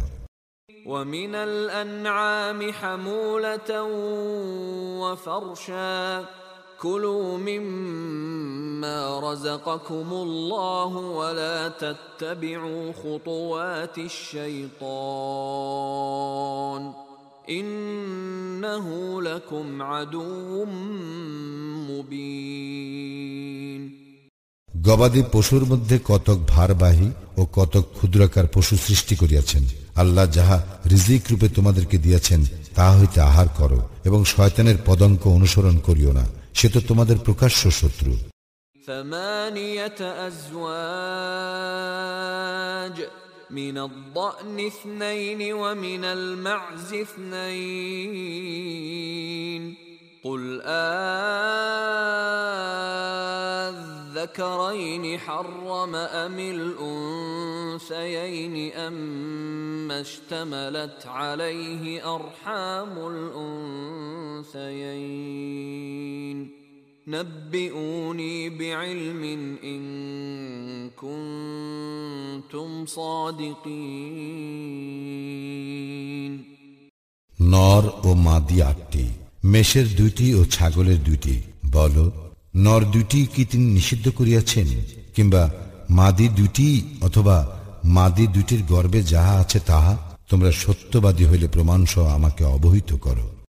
ومن الإبل اثنين ومن البقر اثنين قل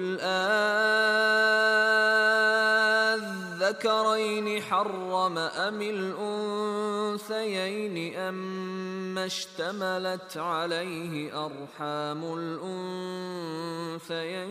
الأنثيين أم كنتم شهداء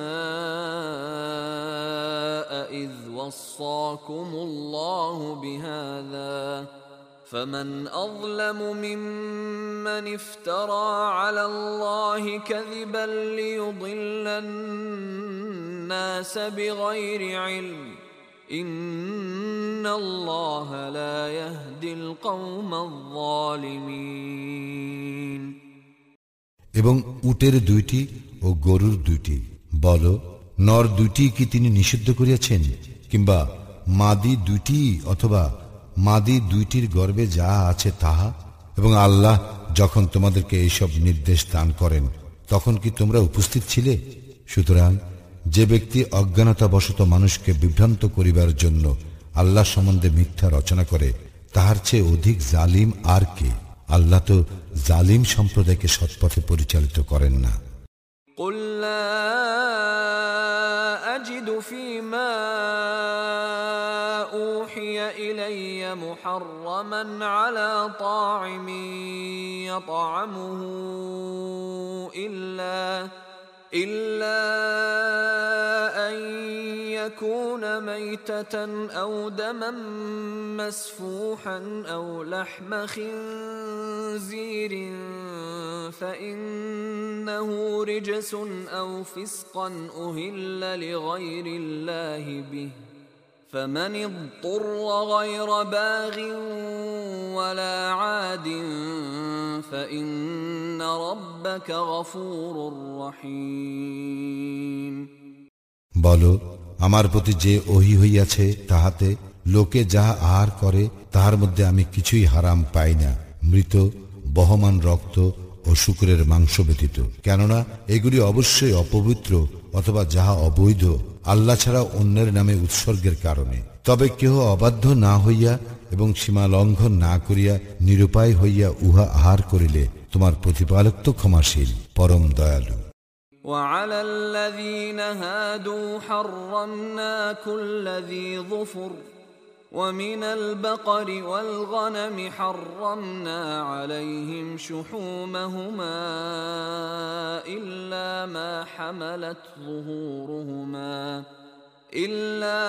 حملت ظهورهما أو الحوايا أو ما اختلط بعظم ذلك جزيناهم ببغيهم وإنا لصادقون আমি ইয়াহুদীদের জন্য নখরযুক্ত সমস্ত পশু হারাম করিয়াছিলাম এবং গরু ও ছাগলের চর্বিও তাহাদের জন্য হারাম করিয়াছিলাম। তবে এইগুলির পিঠের অথবা অন্ত্রের কিংবা অস্থি সংলগ্ন চর্বি ব্যতীত তাহাদের অবাধ্যতার দরুন তাহাদেরকে এই প্রতিফল দিয়াছিলাম। নিশ্চয়ই আমি সত্যবাদী। فإن كذبوك فقل ربكم ذو رحمة واسعة ولا يرد بأسه عن القوم المجرمين অতঃপর যদি তাহারা তোমাকে প্রত্যাখ্যান করে তবে বলো, তোমাদের প্রতিপালক সর্বব্যাপী দয়ার মালিক এবং অপরাধী সম্প্রদায়ের উপর হইতে তাহার শাস্তি রদ করা হয় না।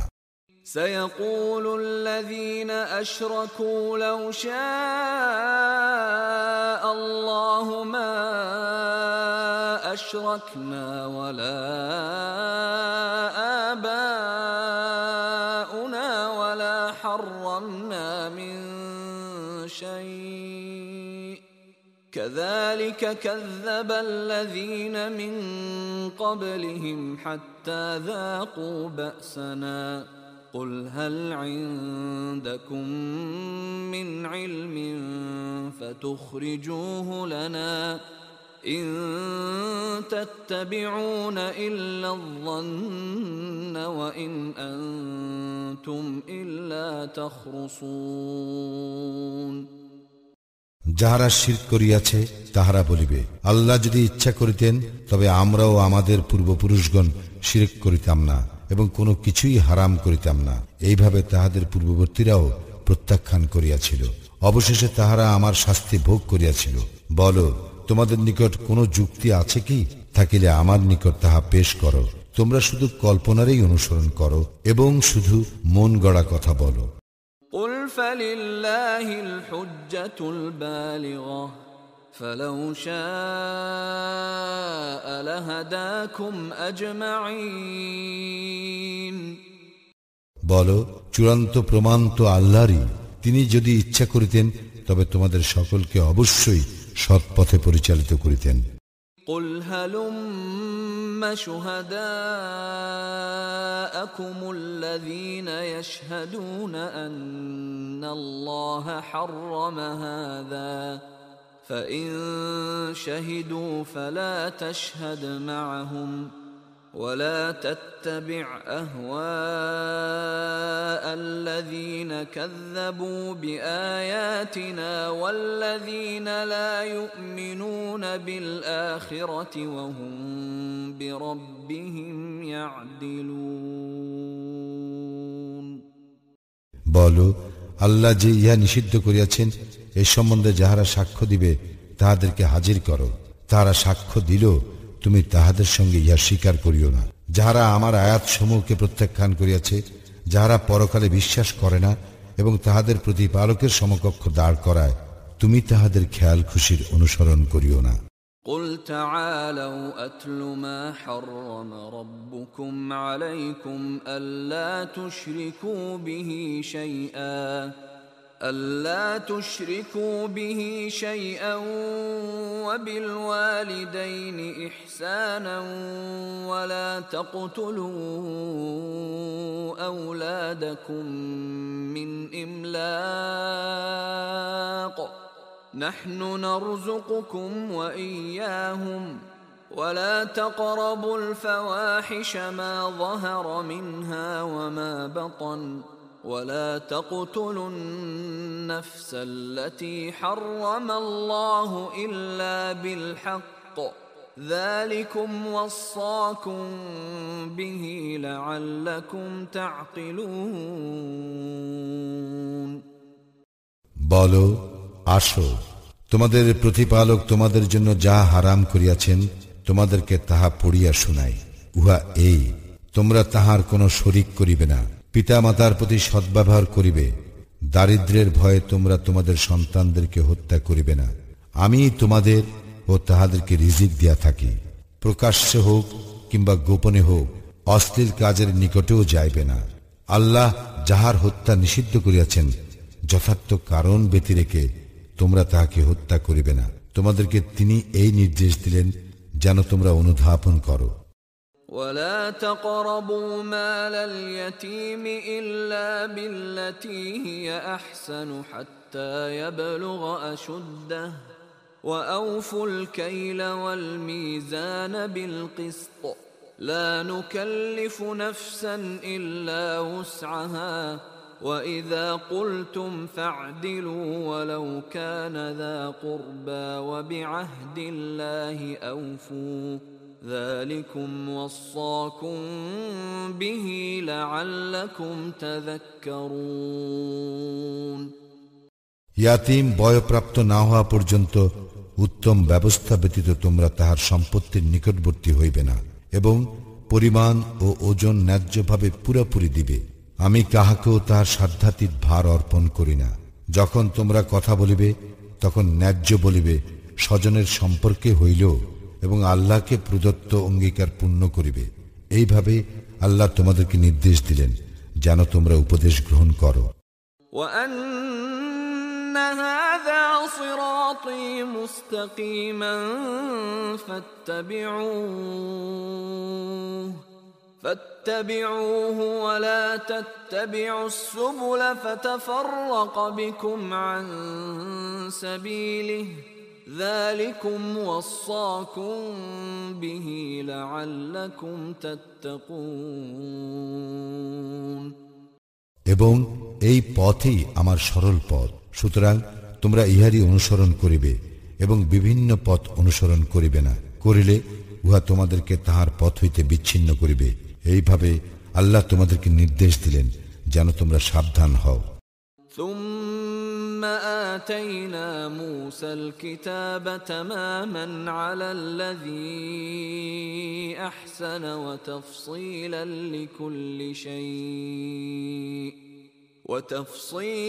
لكل شيء وهدى ورحمة لعلهم بلقاء ربهم يؤمنون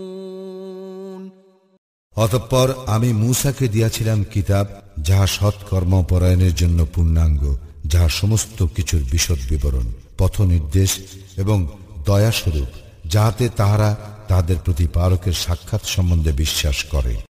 وهذا كتاب أنزلناه مبارك فاتبعوه واتقوا لعلكم ترحمون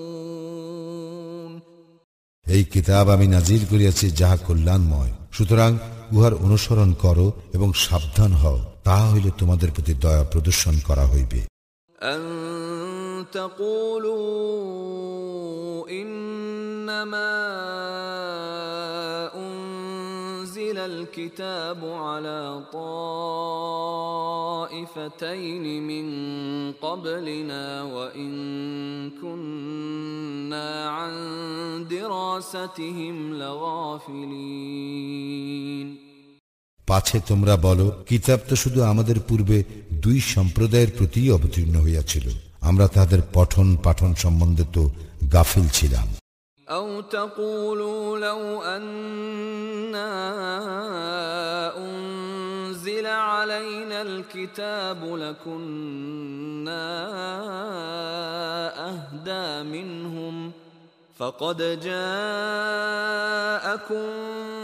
بينة من ربكم وهدى ورحمة فمن أظلم ممن كذب بآيات الله وصدف عنها سنجزي الذين يصدفون عن آياتنا سوء العذاب بما كانوا يصدفون কিংবা তোমরা বলো, যদি কিতাব আমাদের প্রতি অবতীর্ণ হইত তবে আমরা তো তাহাদের অপেক্ষা অধিক হিদায়াত প্রাপ্ত হইতাম। এখন তো তোমাদের নিকট তোমাদের প্রতিপালকের পক্ষ হইতে স্পষ্ট প্রমাণ, হিদায়াত ও রহমত আসিয়াছে। অতঃপর যে কেউ আল্লাহর নিদর্শনকে প্রত্যাখ্যান করিবে এবং উহা হইতে মুখ ফিরাইয়া নিবে, তাহার চেয়ে বড় জালিম আর কে? যারা আমার নিদর্শন সমূহ হইতে মুখ ফিরাইয়া নেয়, সত্য বিমুখিতার জন্য আমি তাহাদেরকে নিকৃষ্ট শাস্তি দিব। هل ينظرون إلا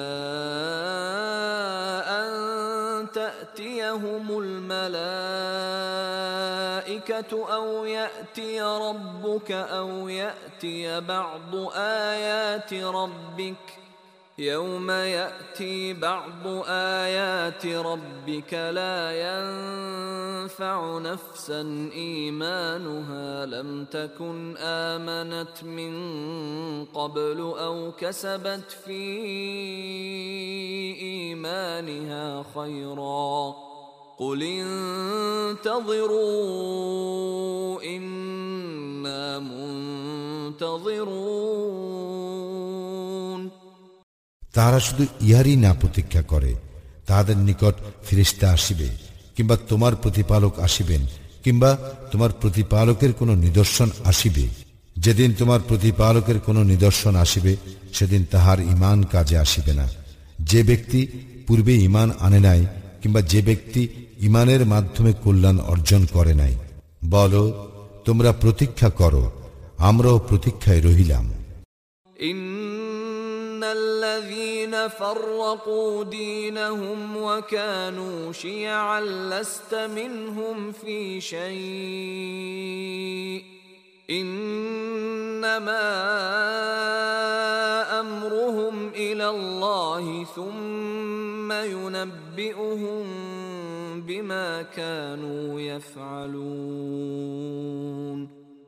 যাহারা দিন সম্বন্ধে নানা মতের সৃষ্টি করিয়াছে এবং বিভিন্ন দলে বিভক্ত হইয়াছে, তাহাদের কোনো দায়িত্ব তোমার নয়। তাহাদের বিষয় আল্লাহর ইখতিয়ারভুক্ত। আল্লাহ তাহাদেরকে তাহাদের কৃতকর্ম সম্বন্ধে অবহিত করিবেন। মান জাআ বিল হাসানাতি ফালাহু আশরু আমসালিহা ومن جاء بالسيئة فلا يجزى إلا مثلها وهم لا يظلمون কেহ কোনো সৎ কাজ করিলে সে তাহার 10 গুণ পাইবে, এবং কেহ কোনো অসৎ কাজ করিলে তাহাকে শুধু উহারই প্রতিফল দেওয়া হইবে, আর তাহাদের প্রতি জুলুম করা হইবে না। قل إنني هداني ربي إلى صراط مستقيم دينا قيما ملة إبراهيم حنيفا وما كان من المشركين বলো, আমার প্রতিপালক তো আমাকে সৎপথে পরিচালিত করিয়াছেন, উহাই সুপ্রতিষ্ঠিত দ্বীন। ইব্রাহিমের ধর্মাদর্শ, সে ছিল একনিষ্ঠ এবং সে মুশরিকদের অন্তর্ভুক্ত ছিল না। قل إن صلاتي ونسكي ومحياي ومماتي لله رب العالمين বলো, আমার সালাত, আমার ইবাদত, আমার জীবন ও আমার মরণ জগৎসমূহের প্রতিপালক আল্লাহরই উদ্দেশ্যে। لا شريك له وبذلك أمرت وأنا أول المسلمين তাহার কোনো শরীক নাই এবং আমি ইহারই জন্য আদিষ্ট হইয়াছি এবং আমিই প্রথম মুসলিম। قل أغير الله أبغي ربا وهو رب كل شيء ولا تكسب كل نفس إلا عليها ولا تزر وازرة وزر أخرى ثم إلى ربكم مرجعكم فينبئكم بما كنتم فيه تختلفون বলো, আমি কি আল্লাহকে ছাড়িয়া অন্য প্রতিপালককে খুঁজিব? অথচ তিনিই সবকিছুর প্রতিপালক, প্রত্যেকে স্বীয় কৃতকর্মের জন্য দায়ী এবং কেহ অন্য কাহারও ভার গ্রহণ করিবে না। অতঃপর তোমাদের প্রত্যাবর্তন তোমাদের প্রতিপালকের নিকটেই। তৎপর যে বিষয়ে তোমরা মতভেদ করিতে, তাহা তিনি তোমাদেরকে অবহিত করিবেন। وهو الذي جعلكم خلائف الأرض ورفع بعضكم فوق بعض درجات ليبلوكم فيما آتاكم إن ربك سريع العقاب وإنه لغفور رحيم